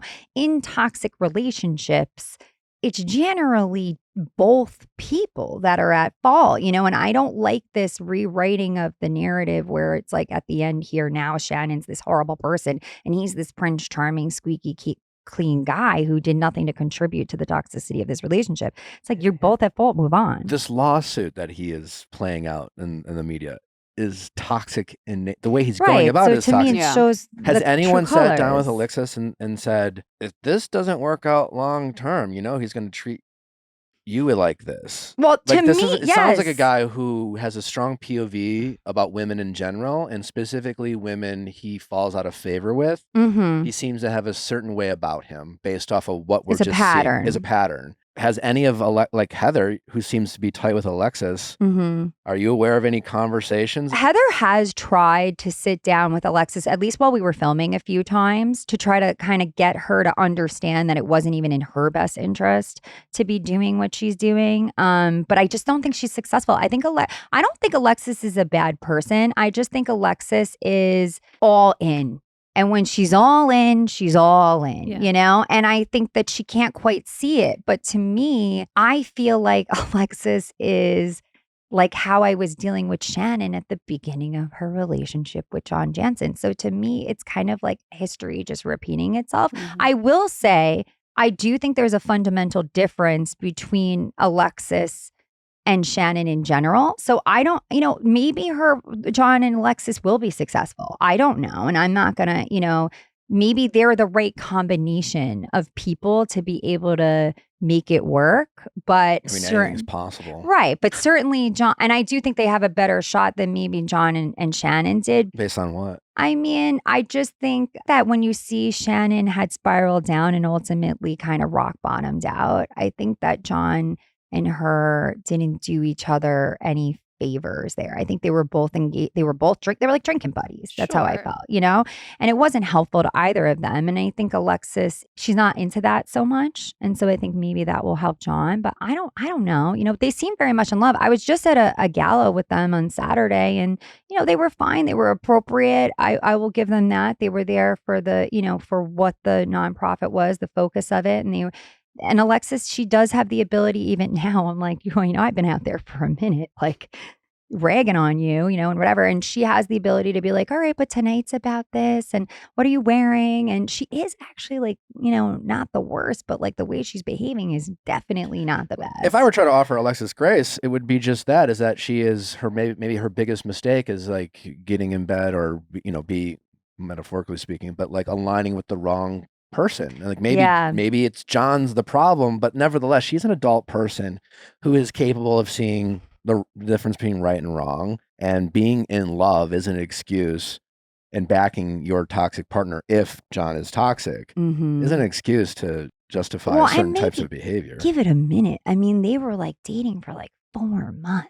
Well, and aren't they engaged? Yeah. Yes, they're engaged after I think 8 months now. That's I would also just what's give it a beat. confusing is that like him and Shannon break up. His whole thing is saying he doesn't want to be in the spotlight. He, and now with Alexis, who very much loves to be the center of attention, going on Watch What Happens Live, the red carpet debut. Yeah. And it's also kind of like how easy he could have fallen into oblivion after the reunion, because you could have just not dated somebody associated with the franchise. Right. And not been in a housewife bar. That's exactly. That's where they met. You know, it's like, Oh, he loves a housewife. Right. It's like if you, that I will say all day long. This is a joke. Yeah. You know, like, don't want do his that. privacy. Right. If you want your privacy, why are you at the Quiet Woman? I mean, people come from out of state to go blow on that door. Why are you in there? And you can say, well, that was a Newport bar and I've been going there forever. Okay, but it's not now. And we all know that. And then you go revolve around you, John. Right. You have to make moves. Yes. And then then you meet this woman, Alexis, and you know that they're actively pursuing her to recast her on this show. If that truly was the truth, he would have sent him in the opposite direction. I think when she said that, her stock went up. Yeah, because now he gets to use her as a mouthpiece. And even not this past episode, the episode prior at Jen and Ryan's, it's like she walks in as if the earth is falling beneath her, and you shouldn't be associated with any of what's going on. But she's kind of making this whole thing about herself. Yeah, and I think that's why it's hard for me, because I do get it, right? That you're being kind of but I don't get it, like, because it's like if you have Shannon and John have no kids, right? Yeah, the only thing they have is this little legal court baby. You know, just let it go. Like, you don't have to do this. You don't have to do any of this. And it's making it so much worse. I really think that he was concerned about his ego. I mean, he is so bad, because that's the thing is for years, we were like, but Shannon, we know there's problems in your relationship. And she wouldn't talk about it, to the point where she seemed like she was so scared that he was going to dump her if she said the truth about anything that was going on in the relationship. Right. And so he was protecting his ego and his reputation the whole time we were filming. And then a little bit of stuff came out. If he just would have went away, nobody even would have cared. Nobody would have blinked twice. Nobody would have said anything else about him. It's like he's doubled down. He's made it so much worse. Yeah. By doing all of this. He's like making himself a fixture on the show at this point. Yeah. He's been some main character. Before you go, I am curious though, regarding Shannon, just your POV, like, where is she on her healing journey? Tamara's been pretty critical of her, especially, whether her, like, Shannon's choice to continue to still drink or not, which, from our point of view as fans seems a bit hypocritical coming from Tamara. Doesn't make her necessarily wrong though. And again, recently out there, Shannon's out there living her best life or just living life, and is interacting with other people who have opinions of Shannon. Like, your opinion, is Shannon making choices from where you see it today? Is she setting herself up for success, or is she still, in your mind, making the same choices that got her in the same type of challenges she's dealing with right now? I mean, here's what I would say. She's a 60-year-old woman, right, who has gone through a lot in her life, all the way that led up to her literally crashing, into a house. And that was kind of like her rock bottom moment. Now, when people have those moments, what are your expectations for this woman? Is she going to all of a sudden wake up the next day and be like, I know, I'm sober, I'm perfect, I'm wonderful, everything's great, I'm a completely different person and all my problems are gone? No, I think that she is different. To me, she is willing to take responsibility. I mean, she took responsibility for that. She shared. I was like, Shannon, you need to stop talking about, like, when she was talking about when she was outside that house and she told him, and she's like, he said, don't go. And I was like, rev it. I was like, stop talking. Yeah. Like, you're overshare, but so she's definitely taking responsibility for that. She will never make that mistake again. I'm confident about that. And I think she's willing to look at things at this point. And I don't think she's ever been willing to do that before. I think she has edited her behavior. I think that even if she's not making the best choices, like at home, I have no idea. At least what I can say is she's not making her problems other people's problems right now. And that is a really good, healthy step in the right direction. I think people's expectations that she's going to completely change her behavior is a little unrealistic. People get to the end however they get there, but you can't force them into that. You can remove yourself from it. And I've always told Tamara that I agree with her decision if she feels for herself like she can't participate in it anymore. That's fair. But you can't then reserve the right to judge them about how they are handling it. And I think that's but there's so much history and past there. And I think it's a trigger for Tamara. And I think it's hard for her to watch, but it's obviously not being handled well. I do think that and I'll tell you what too, Shannon, as far as I know, she was on best behavior the whole time we were filming for the show. I've never seen her so, she got checked. This really checked her. Yeah. So then the more stuff I'm seeing now, I don't know if I buy, because I've never seen her behave so well towards everybody. Her other castmates, production, crew, everybody. She was kind of to your point. I mean, even if she's out there rubbing people the wrong way, I still kind of blame John at this point.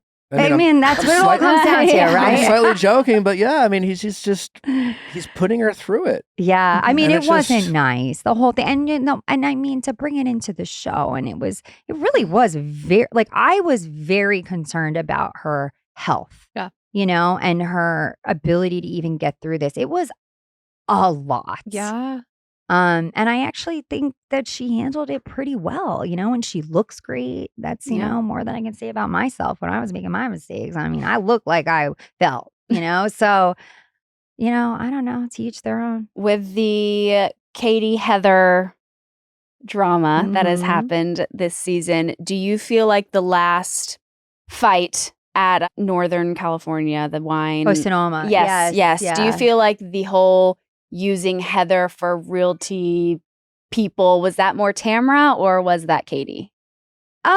I mean, I definitely see that Tamara, of course I see that Tamara got in there and worked that. But like, also I'm like, if you go, that's on you. And I think it's absolutely absurd that somebody that was supposed to be my friend came on and then so quickly turned on me, and it was very hurtful and it was very confusing and made me feel stupid, because I got played by the new girl, like that's not a good look, and I don't know. I just think you have to be stronger than that to survive this too. Like, you can't just because somebody suggests that there might be another narrative, you just run and you take that narrative, I think is indicative of who you are. And now I know more of who Katie is. Okay. I appreciated your response when Tamara kind of was like, you're defending yourself like you're guilty, and you're like, I'm passionate about this because she's wrong. It's like, I feel that way too, where it's like when it's gaslighting. Yes, I mean, anybody who's put in a position where somebody's making up complete lies about them is going to, and you're put in a position where you have to defend yourself, and now you're on the defense, and now that's being questioned why you're so defensive. Because you're making me defend myself. Literally. That's why. Literally. Yes. And that makes me want to lose my mind. Right. Especially when it's something that is just a complete lie. And I think that's a real trigger for me because you guys see, if nothing else, like I own my stuff. Yeah. Like I will tell the truth. I also overshared this season. I told too much of the truth to Heather DeBro.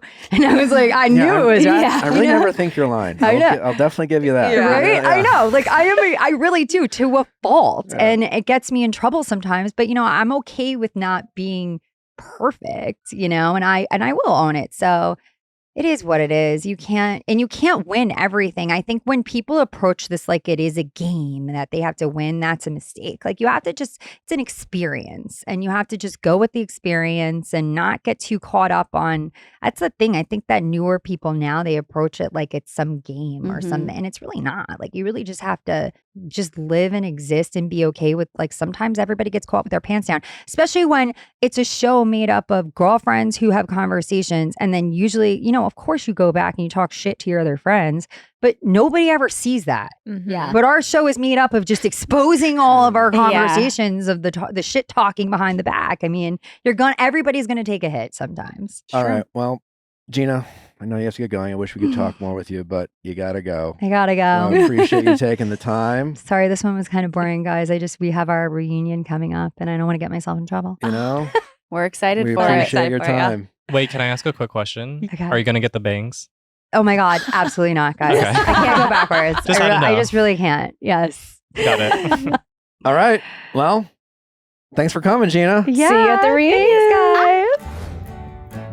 Helix Sleep. You've heard us rave about Helix mattresses for, I don't know, the better part of 4 years now, and it's because they truly are the best mattress in the game. Helix Mattress has a lineup of 20 unique mattresses. We personally use the Moonlight mattress. We've been sleeping on it for 4 years. We have a mattress at our house in LA and at the lake because we insist on sleeping on a Helix mattress wherever we go. That is the number one reason that we sadly travel, because not always when you're, I don't know why hotels don't have Helix mattresses yet. Let us know if they do, honestly, because that's where I'll be staying forever.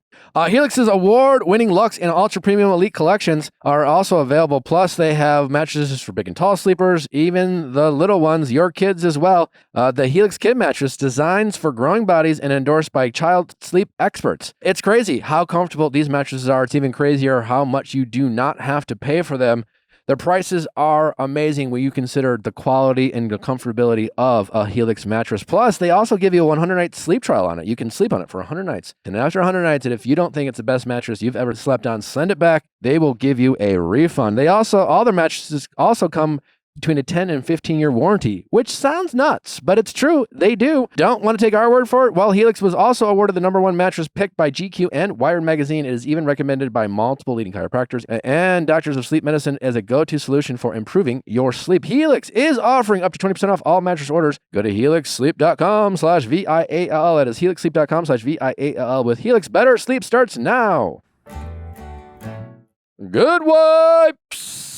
Good Wipes are flushable bathroom wipes that smell amazing, give a better clean, and overall lead to a better restroom experience. Good Wipes. Toilet paper is outdated and flushable bathroom wipes are where it's at. If you're looking just for a better clean, just wipes, it's where it's at. Babies wipe their butts. Why don't you wipe yours? You know what I'm saying? Listen, toilet paper, it's hard, it's dry, it's scratchy. Not the Good Wipes, not those disposable wipes that Good Wipes offer you.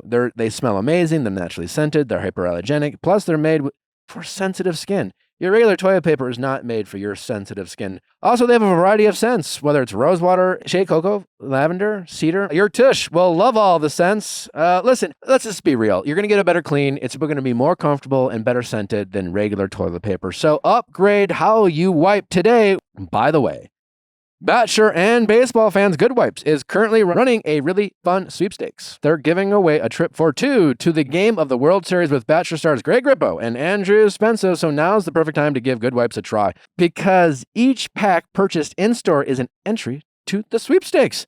To learn how to enter, go to goodwipes.com/sweepstakes. Or if you just want to try Good Wipes, head to Walmart, Target, Kroger, or your local grocery store to pick up a pack today. Okay. Well, Gina. Everybody. She was so lovely. She was lovely. Before we dive into the rest of the episode of OC, Justin, is there what's the drama going on between Lisa Barlow and Angie? And Angie K from Salt Lake City. So basically, we know Angie went on Watch What Happens Live to clarify like cheating rumors, but just for Between context, who? people interpreted what Angie tweeted, and I'll give that context in a second, as Angie alleging that Lisa cheats on her husband. What was the tweet? So this conversation starts with Lisa Barlow tweeting. Lisa Barlow tweeted, "Remember how you charged Jen for a party you offered to throw, ? I'm surprised you could get all of this out there without tripping all over that lip filler. Pay your employees that $9 an hour just isn't cutting it." Lisa So- tweeted this. Yeah, so Lisa tweets this Out of like, nowhere? well, just because like Angie's like turning on, and I mean, there's a lot of Twitter beef of like because she's got the housewives center snowflake. responding. There's like a ton. There's a lot of context. Like, So Did you Lisa, see her crying when they were like, "What Yeah. did you?" Wait, that was think sweet that though. was sweet. No, Because I last season it know. was like people were coming for her husband. I know. Yeah. Yeah, so that was sweet. But anyways, Lisa tweets that. Angie responds to the tweet, tweeting, "My lips are full as my life. Thanks to my doctor who I pay with my own Amex card, not a Park City mystery man's!" Exclamation mark. "Unlike Lisa's G-Wagon, my lips can't get repoed. I'm not your bestie in prison, so I'm not interested in gangbang, but it's cute you two had to team up." Oh. Night, hashtag Real Housewives of Salt Lake City. So like that That was, was like, doom, doom. right. Which we know Angie is a haymaker sniper with after her a words. haymaker. Angie's a sniper with her words. She does not hold Yes. back and she Yes. goes for the dig. Which basically I hate dealing in rumors. But what? Wait, I'm sorry. Wasn't this like a storyline? Yes, Oh, yes. yeah. That's So what I thought. season 3 storyline was blowjobs for jazz tickets. And it was a mix of Was that Whitney. the title of an episode? I really need to go. No, back. We but need it's to the go title of back. many clips, blowjobs for jazzies. So it's basically Heather and Whitney. It's debated whether who started what part of the rumor, but in my opinion, sorry, not Heather, it's Meredith. Meredith. In my opinion, Meredith is the one who started the rumor, and she says that Lisa has business loans to fund her tequila because she gave someone, like she gives favors to people that have money and have power, and then somehow that connected her to having tickets. Meredith knows who had those seats, so implying that like Lisa got those tickets at the Jazz game because she gave blowjobs to, it's this whole thing. That is crazy. She couldn't just be like friends with the guy. And he's Right. like, Yeah, I'm out of right. town. You want to take the seats? Like, the fact that it's like, well, no, she had to have given him a blowjob to get those seats. Like, that's crazy. I think that's woman on women crime. it Yeah, sounds like. Heather was the one that said blowjobs for Jazzy. So Because- it's like there's a lot of I mean, names in there. Lisa does strike me as potentially shady in business, but you can be shady in business. I think she has some couple There's lawsuits a couple against lawsuits her. right now, yeah. Business partners. It wouldn't, she does drive a G-Wagon. I'm not aware of Lisa Barlow's overall wealth, but a G-Wagon, super expensive car, probably my dream car, yeah. $250,000. I don't care that it is slightly tax deductible relative to other cars. That doesn't mean it's free. That's what I said When earlier. you're driving a $250,000 car, Yeah. that's a lot of money, and Yeah. it potentially screams not necessarily good with your money, or maybe screams that you live a life of luxury, but also you have a lot of debt. That doesn't mean that you're out there giving hand jobs or blow jobs. You could just be a generally scummy, shady business person without using sex for social Yeah, climbing. which it's been a storyline for multiple seasons that Lisa might have mystery men that she like. Isn't that sexist? It's the rumors, the nasty. It is like everybody is somehow, everybody in some way is jabbed into those rumors. Do you so want me like to talk it's- about husband? But Angie, But didn't they come after Angie's husband last season? They did. they did, but she clarifies and says I didn't publicly insinuate Lisa cheats on John. It was a comment about an American Express and a mystery man's name. There was Wow. nothing about strings attached or any insinuation towards cheating. It was a response to being ganged up on by Lisa and Meredith on Twitter. I think it's a valid apology or whatever, clarification. But no, I'm sorry. What is that? There was one part that I disagree with. There was no implication, I think she says. Of like another man cheating. There was Well- nothing about strings attached or any insinuation towards cheating. Insinuation. I think that was in fact an insinuation there. Or she might be insinuating the idea that Lisa's money is coming from a mystery man, not so much that she's cheating. Yeah, because she Yeah. said, I pay with my own Amex card, not Okay. a Park City mystery man. Okay. So she's saying it's more so implying sugar daddy, if anything. Yeah. Or just shady business partner. Right. Right. Okay. Maybe. Okay. Which kind of fits with what you All said. right, Angie. Fine. I stand corrected. I apologize. I mean, it does imply kind of sexual though, in my head. Or maybe that is our own Sexism or whatever. sexism Yeah, and there you go. this, or maybe that's that we have to work through that. Our own microaggression, maybe. I if do you love will. that Angie's Twitter photo is her in a bonnet, Love. a bright pink bonnet. Love. Okay. Yeah. All right. All right. Um, OC. I feel like I've been a little hard on Heather the past couple of weeks. Which is not to say I feel like I only have to say that because I offer almost no criticism towards Heather in her direction. But she got a little heat for that hot mic moment this episode between her and her husband. You remember? But why? Would she say don't admonish Don't me? Admonish me. First of all, Camera. I learned a word today. Me too. Admonish. What is the definition of admonish? So you didn't learn a new one. Yeah. I learned it existed, and now I'm here to ask. I did too. I thought it was demonish, and then I was like, wait, she said something Admonish? else. There's another syllable in Big there, and I was word. like, Word of the day dictionary. admonish. So definition of admonish is to warn or reprimand someone firmly. Oh, okay. All right. Yeah. Well, Yeah. I think she got what I saw online is some criticism about inauthenticity. I mean, even Gina was here saying like, I don't do that. I'm just I shoot from the hip type of thing. I didn't want to like bring up Heather in that moment. We had a limited time with Gina. I wanted to let her speak. But I think sometimes Bravo fans go a little like, or just reality TV fans in general, like confuse authenticity with what I saw between Heather and Dr. Dubrow is a healthy couple setting some boundaries and enforcing those boundaries, in a relationship. I think it's great that in a like Nally and I, from time to time, like sometimes we have a bad day. Sometimes we speak in a way that our partner doesn't appreciate it because we're either riled up, either something with them or has maybe nothing to do with them. And then one of us sometimes has to say, don't speak to me that way. Or, But also I think it's the fact that like, if we're around other people, it's like, we're like, okay, or, we just keep it kosher. And then when you get alone, it's like, hey, let's not do that. That's correct. And I feel like that was that's signs healthy. of a healthy relationship. As opposed to like Heather in the moment while on camera using as an opportunity to like fight with her partner and show like a messiness in the relationship. And I guess you can criticize Heather and Dr. Dubrow for like not showing everything about their relationship, but I do not expect. I think these reality TV stars give so much of their lives, regardless if they're good or bad people. And I think they are entitled to healthy boundaries, especially when it comes to preserving what is like a 30-year marriage. Right. I don't expect Heather and Dr. Dubrow to forego their own relationship and what makes the relationship work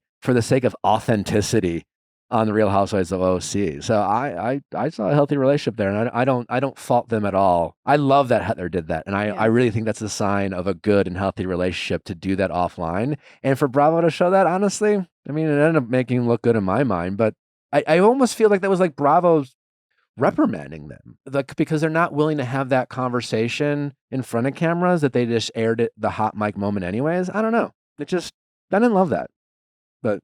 No, that's fair. I feel like that. I feel that way too, because I'm like, at first I was like, oh my God, it's fine. I don't think it was that big of a deal what he was saying. But at the same time, Heather knows her husband, and she's like, I don't know whatever else is coming out of your mouth, but I am disengaging with you. And then the second the cameras went out, she was like, let's not do that. Yeah. And I agree with you 100% that I'm like, listen, sometimes people say things in the heat of the moment, whatever, and don't realize it affects their partner in a type of way. But exactly that. You do not reprimand or argue with your partner, especially in front of people, let alone a camera in front of millions of people, to then therefore allow other people to make assumptions about their relationship. Yeah, I quite love that. And I couldn't help but wonder if Bravo was like trying to punish them. And Maybe. It almost like it still made me like Heather and Terry even more. It backfired. Speaking a of Terry, though, really humanizing of him. Really love that the super ultra successful plastic surgeon is finally getting his own nose job and is trying to convince us it's because he's snoring.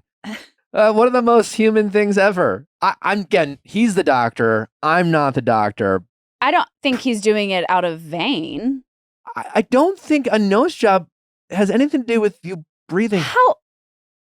It could. Like sleep apnea. I'm going to let y'all do this. Let roast me in the comments. But as someone who did have a deviated septum. How old is he? 66. 66-year-old man. You think he's like, oh, fine, I'm not handsome enough. I need to get a smaller nose. At 66 years old? I don't know. You think he woke up and was like, can't take it anymore? You have the experience in plastic surgery. I don't. But my limited experience, I had an ear, nose, and throat doctor fix my deviated septum, which that alone isn't a nose job and doesn't change how your nose looks. My nose looked the same before. And a nose job is a nose job. It doesn't change your breathing canal or your septum. If like it's two separate procedures, they might be bundled like a Happy Meal, I'm sure. But I'm pretty sure that they're completely two different procedures performed by two different types of doctors. I mean, I'm not going to question the board certified plastic surgeon who is saying that these are the certain reasons as to why he's getting a nose job. Because it was more. It wasn't just like, I'm snoring too loudly. There was like a couple of other reasons. If his nose looks different, I don't think that has anything to do with your breathing. All I have in my head is you talking about Golden Bachelor and how they were like the sleep apnea or whatever. And you were like, you could die. Like, you need to get that checked out. And if he went to a sleep clinic and got a sleep apnea machine, and if he went to an ear, nose, and throat doctor and got a deviated septum surgery, then yeah. But he got a nose job. You don't know the steps he took before he went and got a nose job. I don't. You're right. Exactly. He could have done all of that. And then they were like, you know what? This is what you need to do. You need to get your bridge. Your bridge needs to be smaller. And so they go in there and they shave that bridge down. Maybe so, but I don't think that's anything to do with your breathing. And I'm not a doctor, so like, yeah, roast me in the fucking comments. But I'm pretty sure I'm right about this. I don't think you are. I think you just want him to say, I want a smaller nose. When I don't think that has anything to do with it. I don't think changing the outside shape of your nose will in any way affect your breathing or sleep. A nose job is you go in and this is what changes the bridge, the inside bridge of your nose. I think Terry wanted a new nose and doesn't want to own it. To Natalie's point, though, Heather saying like it's more than just getting surgery; it's like a risk. Like, would he do that risk of like life or death for a nose job? Yeah. No, what? He's been giving nose jobs his whole life. He doesn't think it's a risk. This guy. Okay, no, maybe. That's not true at all. Doctors are the most they are the pickiest people to get surgery because they know what it's fucking like. They know what's going on in there. I do not doubt he's picky.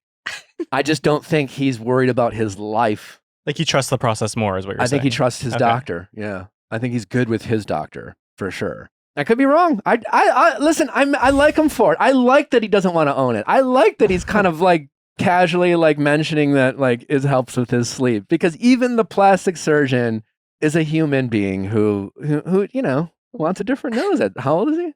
66. Is his nose different? What's he been looking like? He had this surgery months ago. What's his new nose look like? Terry Dubro's nose, 2024. But I'm kind of with Natalie, like, why would you think at 66 he was like, you know what? Now's the time. Look different. I don't know. My 30-year marriage, I'm not divorced. I need a new nose. Maybe the men's nose grow. No. They do. They change. My nose never stops growing. Does your nose stop growing? I think that's everybody. I thought Doesn't your everybody's face just get ears and bigger? nose. So maybe he just woke up one day. He's like, that's a big fucking nose. Before and after? And he was just like, did he change the shape of his nose? Not drastically. Terry, if you're out there, please come and educate us. It looks the same. Basically. It's the same. It's a little pointed on the... It looks the same. There's a little point to it. There's nothing better about it's not like a tiny That's subjective. it's not like a little snatch nose job. It looks like his nose. It looks like they altered it a little bit to help with his breathing. Newer? The right, yeah. So don't even say, because no. That's the same nose. That's not what, Terry, if you're out there, please come and educate us. That's the same nose, Nick. Different lighting, though, so we can't really tell. Yeah, from it's the hard. picture. It's definitely not materially I'll give you different. that. That is for sure. I think there's a bit of a point on the left. And you think that's what he went in there and was like, please give me a pointy nose. I think a doctor sees a lot of subtle differences. You think that looks different To than the him? first? Yes. Do you think it looks better? I'm just one man. It's just my opinion. By the way, Natalie, I'm proud What? of you for working again. Oh, thank you. I saw that and I was like, oh. Thank you. It was it's been a while since I've been back, and he asked me to fill in for a shift, and I was like, yeah, I can do that. And then the day before he was like, so it's going to be 12 hours, and I was like, Right. perfect. And it was nice to be back. I felt very adult. You Right. know, Yeah. to go in, get up early, go into work. Is it a clock 9 to in, 5? What is like the 5 to 5? 5 to 5? 12 hours. Yeah. Good morning. And then you got to go Good home and take care of your morning. baby. And then you go home and do bath time and dinner time, but it was incredibly hard for me to be away from River for 12 hours. I can Like bet, that's not something I'm interested in doing all the time or full time or part time. I told him I'm happy to be there when he needs someone, but I can't miss. I can't. It was, and like she learned how to drink from a straw today, like since I've been here, and it's like I just can't be gone that Yeah. much. I applaud the mothers who are able to or have to go back to work after they have a baby.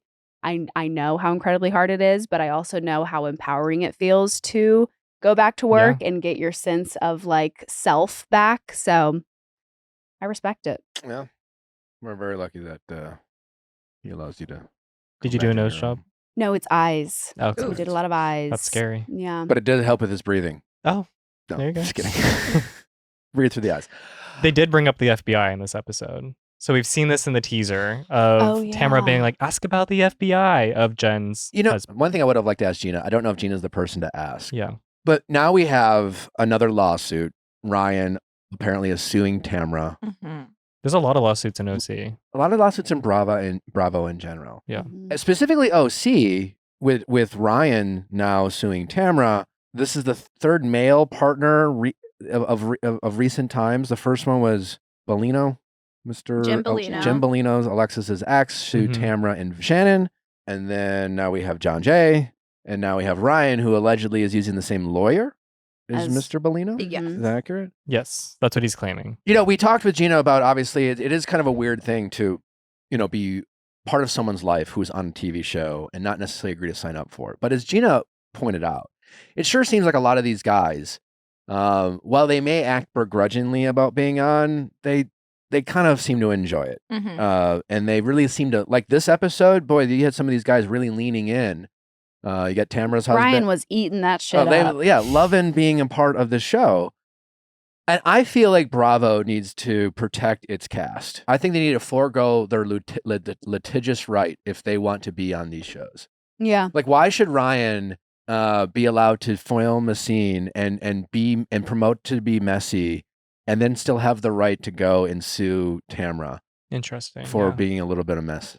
No, it's an interesting take because even thinking of Salt Lake City from last season with Angie and her husband, obviously her husband was the topic of defamation for sure. Yeah. And he did exactly what a normal person would do. And if you notice this season, he's non-existent because he didn't sign up for this. So it's kind of like he was even shown as like a little title in the last episode at the hair salon, where he works. But I'm like, he's not a character on the show anymore because this is how easy it is for you to become the topic of conversation, let alone you didn't ask for that. And what is this Ryan guy suing Tamara for? Because like she went on Watch What Happens Live recently. He's doing a defamation lawsuit. She's making claims in fact that are not proven to be fact as to what is going on with the current lawsuit surrounding Ryan's business partner. And Ryan seems to be involved in some other lawsuit that also includes a very famous Dodger baseball player. Yes. He seems involved in that somehow. We don't know the He specifics. was named in it. He was named. He in was it. named in the lawsuit, yes. And then so Tamara kind of made insinuations about how involved, Yes. which may or may not be accurate, and he's suing her for that. Yes. But then, like, specifically, she said after, by the way, bigtreat.com and Venus CBD, you know what, Ryan, ? We sell more in a month than what you stole from the Dodgers player. So she said So that she on Watch doubled- What Happens Live Yeah. this past week. Okay, so she said that. So she's doubling down, yeah. Yeah. Okay. Last week, I think we were talking about Jen and her authenticity and her vulnerability on the show, and it's to be admired, and I stand by that. But I kind of forgot about Ryan, Mm-hmm. and I forgot how much we talked about him last season, and I just really forgot. I kind of forgot who her partner was because he hasn't really been shown this season. Right. With Ryan coming on this season, I was reminded of why we were a little critical of Jen last season, and because it's like I very relate to a lot of things Jen says, and it reminds me of my mom. I think I mentioned this in terms of how she was raised, in terms of she wasn't really given an opportunity to be an independent woman. She was told as a woman she was raised to have a male partner in her life and to be a mom, and my mom's been a great mom, but that was kind of in her childhood took that away from her a little bit. I completely empathize with Jen when she talks in that way about she wishes she would have done things differently. But now that she is older, she seems to surround herself with these guys who are shady as fuck. That's how they read. He just reads like a really shady, self-centered guy who has a lot of red flags about him. And then at some point, it's kind of like, I mean, I empathize with you, but like, put yourself in a better situation. And she seems like she never does. No, I agree. And even that scene, the sit down between whose husband, Katie's husband and Ryan, and he's just like, so like, what do you do? And it's like a 45-minute explanation as to like what he does, Real where his money estate, comes from. development, some houses in California, some not. If I were to hear that version, and I've heard that story from meeting a lot of people in LA, Yeah. I would think this person is some kind of criminal. That's Or- what I would think. Or I'd say unemployed. Oh, yeah. Real Because estate. it's one of the Yeah. things where Well, it's like when you talk. But you've been to his house. Sure, but so that's that's what I'm saying. Like you're either unemployed right. or you're up to no good. Yeah. But if you have a house that looks like his, he's certainly not unemployed. And you can't tell me what you do for a And, living. and you can't explain how you got all this money. Yeah. And you seemingly have a lot of money, and then your name is being thrown around And lawsuits. with people who are facing criminal prosecution from the feds. Mhm. It just seems gross. We've been very critical of Tamra, and certainly she runs her mouth in ways that we feel like is a little messy. At the same time, she's a housewife, and if nothing else, Tamra is fucking. Even this episode we're watching, and Natalie's like, Tamra, she Does her job. does her fucking does her job. job. And in Real Housewives world, yeah, we can criticize it for I think when someone does their job, we often do, we'll criticize the inauthenticity. It's just like, do you really feel this way? Are you just being messy? And I think sometimes that's a fair criticism, but I don't want to see these husbands or partners come in, get their two minutes of fame, Mhm. and then capitalize by taking a very aggressive real life action of suing these people because you don't like how your name is being thrown out on TV. It's gross. And I'm like, look at what these women do. Like that's the Right. fact of the matter too, is that they literally dig up dirt on each other and throw it out there in front of a camera. So it's like if you're getting involved, you can't have your like fragile, Yeah. male ego be bruised because these women will take you down. Do you remember Denise's last season on Housewives of Beverly Hills, Denise- where she would like literally drag her husband out because he would start like Getting involved. jabbing Yeah. at like Teddy and like the other Yeah. woman, and she was like, no, Yeah. not, and like would literally leave. And it's whatever's in your closet will come out Yeah. because these women are like, you fire at me. I fire at you. But Jen doesn't really, though. No, yeah, she Jen, doesn't. She's Yeah. Well, but I will say in this situation, Tamara's defense, like Ryan posting kind of like comparing himself to Tamara's son was like completely like There's like he was going low. So I can see why Mhm. Tamara was like, I'm gonna job back right now. Well, there's that too, and exactly kind of what we were saying with Gina about Johnny J is that it's like if you don't want people talking about your business, then you could shut your mouth and not be involved. You're choosing to go on podcasts talking about their I mean- alcoholism. It's like and Jen could have also like she follows him on Instagram. Yep. She saw him reshare that The thing, post, the yeah. post, and she could have been like, "Honey, like No. we don't need to go after. Like we don't want people coming after my kids. Like we Yeah. don't need to go at. That's her son. Like let's take that down, maybe."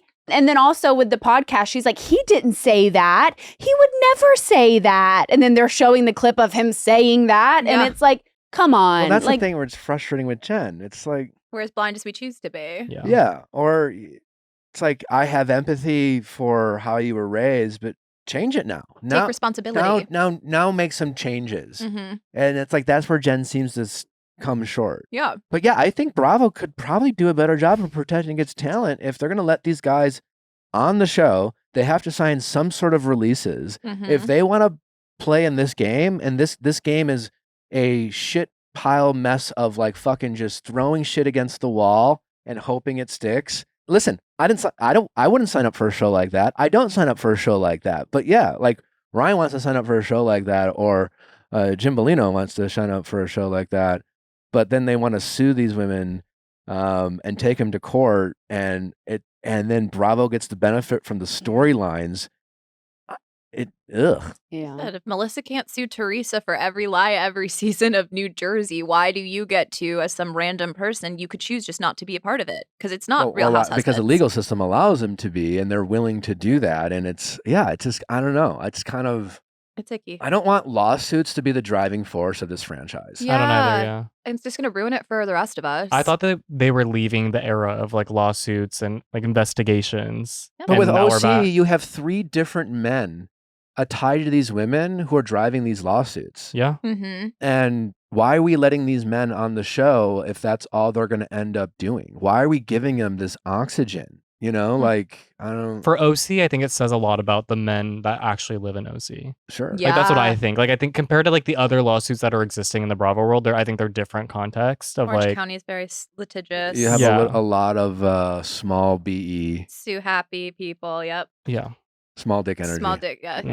DE. I said you have a lot of small dick energy. And SDE. yeah, a lot of shady guys Yeah. who don't have real jobs. Also, Ryan coming in and trying to like hug Eddie was so performative, and You it think was like, so? yes, That part I thought he about. I was didn't, he like, didn't hug 'cause he- Shane. what are he you supposed to knew. do? Yeah, because he knew he was going to get a reaction like that, Yeah. which is why he did Valid. it. that's So, Yeah. exactly what he Valid. did. so he could fucking complain about it. But I thought about it. He didn't even want to hug me. He didn't want to kiss me. What the hell? Well, I Why thought, would he went on and talked shit about his? Like, I don't him, know. Tamara's Both right, of them. right like or in my head, if wrong. I was in the position, I would like try to be cordial, like in person. You would be the bigger person, and you would say like, "Hi, how are Yeah. you? You know, great to wouldn't. see you." If you just talk shit about someone on a podcast, If you would go someone in talked and you shit would about say, you, I wouldn't be cordial. "No, of to that course person. we wouldn't. Even if We you were wouldn't wrong. respond." No, Eddie is 100% valid in his response. Yeah. I'm talking about Ryan. Like, I can see where him going in and just like wanting to like keep it like cordial and just be like, "Hi everyone, like nice to see you, Eddie. You look great, Shane. How and go around the room." But like the hug Yeah, and like, sure, "Oh, valid. you don't want to hug me? Yeah. Oh, why?" Like you were hyping on. it up. Yeah. Okay. Yeah. No, he.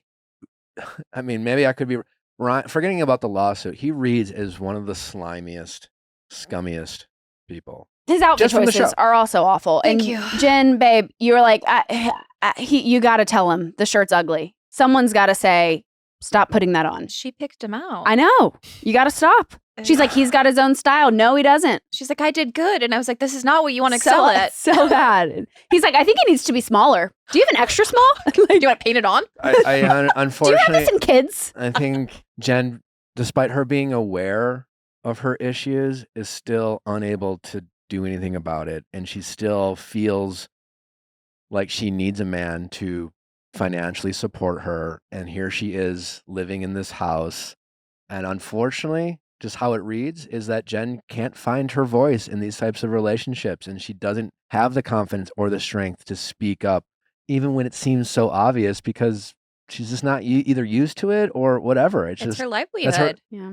yeah. Because she doesn't know how to fend for herself. She doesn't have a career choice or, like job. Like she tried to work at a Pilates studio, it seems like last season, but I'm like, she doesn't really know how to make money. And she's got 5 kids that she's responsible for that I'm like, are you going to rock the boat with the guy that's providing everything for you on Tamara's behalf? Or are you going to sit there with your mouth shut and claim you didn't see anything? And I feel True. it seems because Jen seems like she has such a wonderful heart, and she really seems like a good person. And I see a lot of people I care about in Jen. yeah. You know, You know who they remind me of a little bit? Brittany and Jax, like pre-divorce. That I'm just like this, like that your husband is saying these things, doing these things, and as much as it's embarrassing for you and you're aware, you're also going to defend him implicitly because you want to have your husband's back, Yeah. and that's kind of what it feels like. That it's who is it worse to have to battle it out with, your significant other or a friend who's not responsible for and you? what is Jen and Tamara's relationship? They were friends, and Tamara brought her on the show, right? because they were members at the gym. I don't know how far back the relationship goes, but even this episode, it was kind of interesting how Jen was very much defending her relationship with Eddie. Like she was like that. They that must friendship's have really known important each to other me. before she knew I mean, Tamara. Yeah. If I mean, people say shit about me and Allie all the fucking time. You know what I'm saying? And like, well, part of it is just like, hey, listen, we also recognize this kind of Tenali point. We have a show, and sometimes we talk about these characters, and like we recognize that we might say things that are going to rub people the wrong way, and we don't want to rub people the wrong way, and we don't like doing it. We're not trying it, but we at least acknowledge that people have the right to not love everything that we say and feel a certain way about us. So we accept that. But if Nally was trying to like fucking sue someone because someone said some crazy shit or vice versa, the other person would be like, we're not doing that. You know, Yeah. like, Yeah. why is Jen allowing this to happen to Tamara? Why isn't Jen being like, stop this? This is Well, only going to... we don't know the conversations behind closed doors. We don't know if she has, and he's shut her down. He seems like a very, Maybe. man. He stands his ground and he does what he wants to do, and he doesn't, You're right. She definitely could have said something, but I feel like if I were, we would put our foot down in a way that would, I don't know. And yeah, Well, I don't yeah. know. I guess that's this relationship we have, but I mean, so Teddy Mellencamp had Erica Jane on a podcast, and they posted a clip kind of talking about everything, and Jen responded to it saying, girls, I made the post. I completely understand the statement of calling her trash doesn't sit well with you. It's not my nature either. Who's but calling who trash? Jen called Tamra trash. Okay. But I apologize. I can't think of another name for her. She has zero class, peeing like a dog on my back patio, sticking her finger in Emily's butt, peeing in Katie's driveway, crying in Big Bear that she's mad at God, screaming at Shannon that she's an alcoholic when we all know Tamra uses alcohol as liquid courage. I could go on. She made big allegations against Ryan. She will be hearing about it.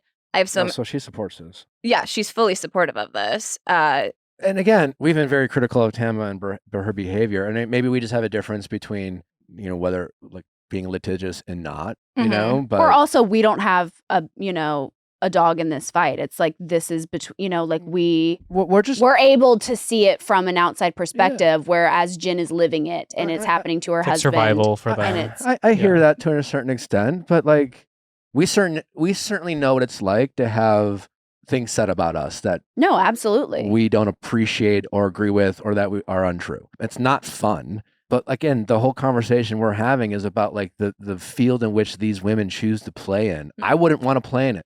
I wouldn't want to play in an environment where you're supposed to throw in fucking like metaphorical grenades at each other and be fucking messy. I wouldn't want to do that. But the fact that they are doing it, and the legal system is somehow bleeding into TV, there's something about it just doesn't, it feels off and wrong. Yeah. And again, when Jen, have your man's back, but for a guy who has a pretty long list of red flags out there, it is hard for us to for me at least, to listen to Jen defend her man and take her seriously. Right. It is hard. I appreciate why she's doing it, but yeah. It is hard to take her seriously. Speaking of Shannon, over the weekend, some things came out about Shannon that were quite alarming and surprising. Well, I don't know if surprising or shocking, but did you not see this? I'm not familiar.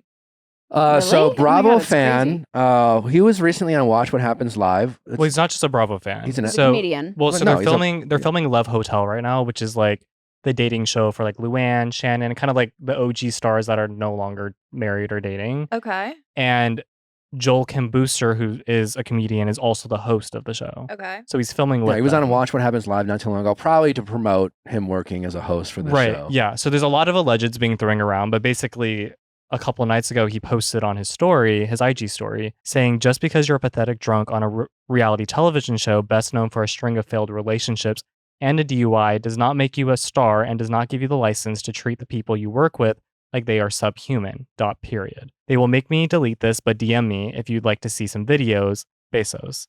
And then, assumably, someone told him to delete it, so then he keeps posting saying, well, that was quick. Anyway, don't regret it. I hope you screenshot it. Hope she suffers.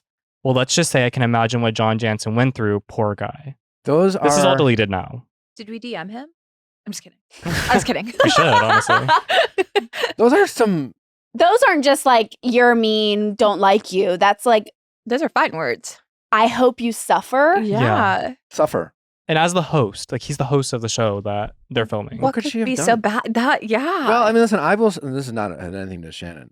Like we just talked about with Gina, there's a part of me, and we're kind of joking, but there's a part of me that just kind of wants to blame John for everything. I don't know what Shannon did or didn't do on this scene, on the set of this new Bravo dating show.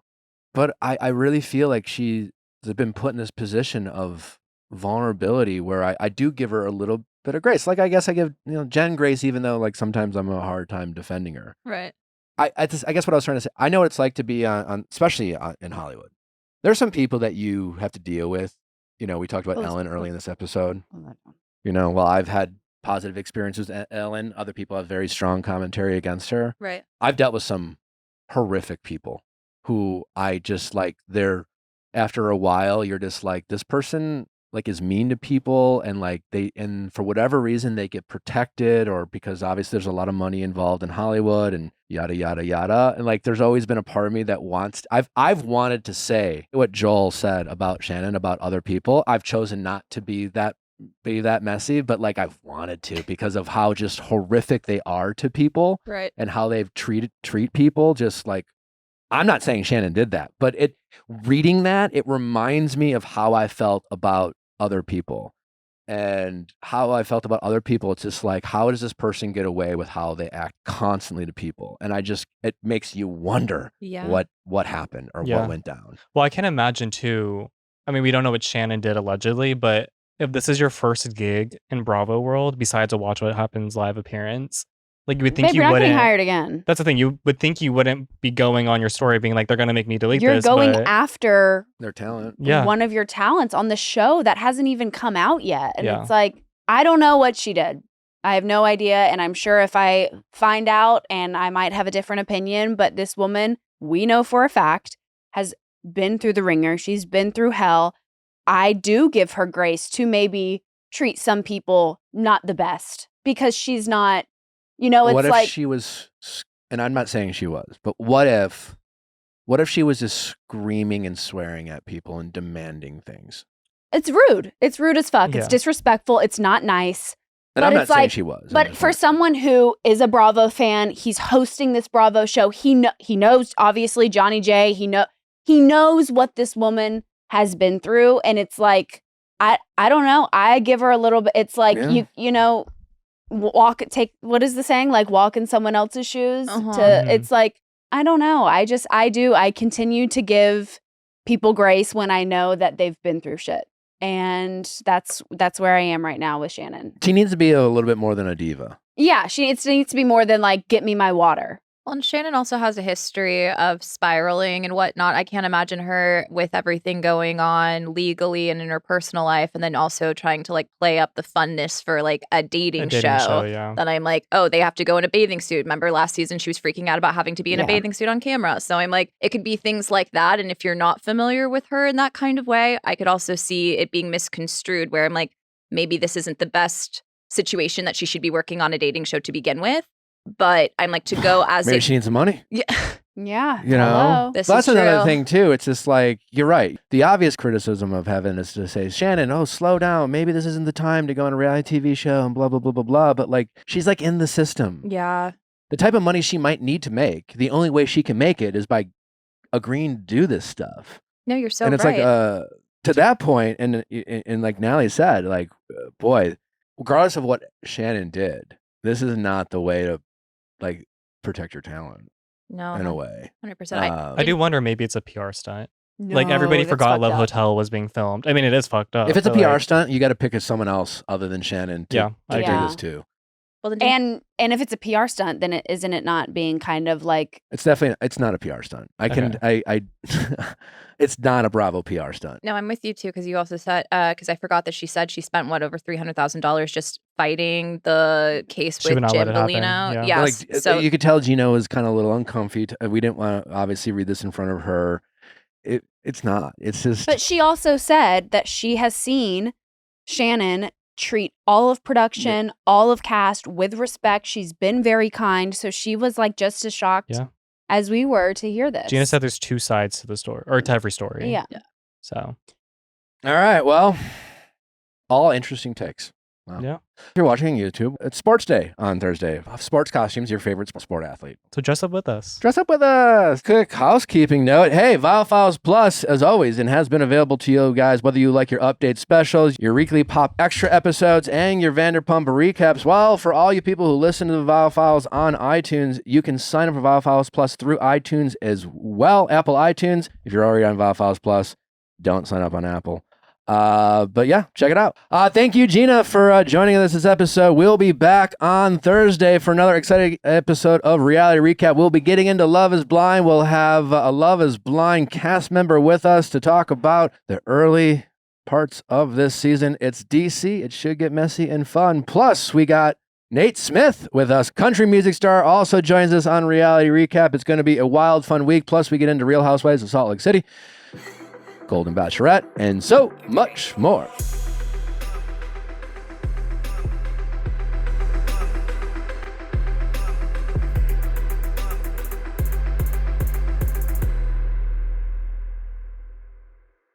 Hey guys, if you loved what you listened to, make sure you hit that subscribe button below. Thanks for listening. We'll see you next time.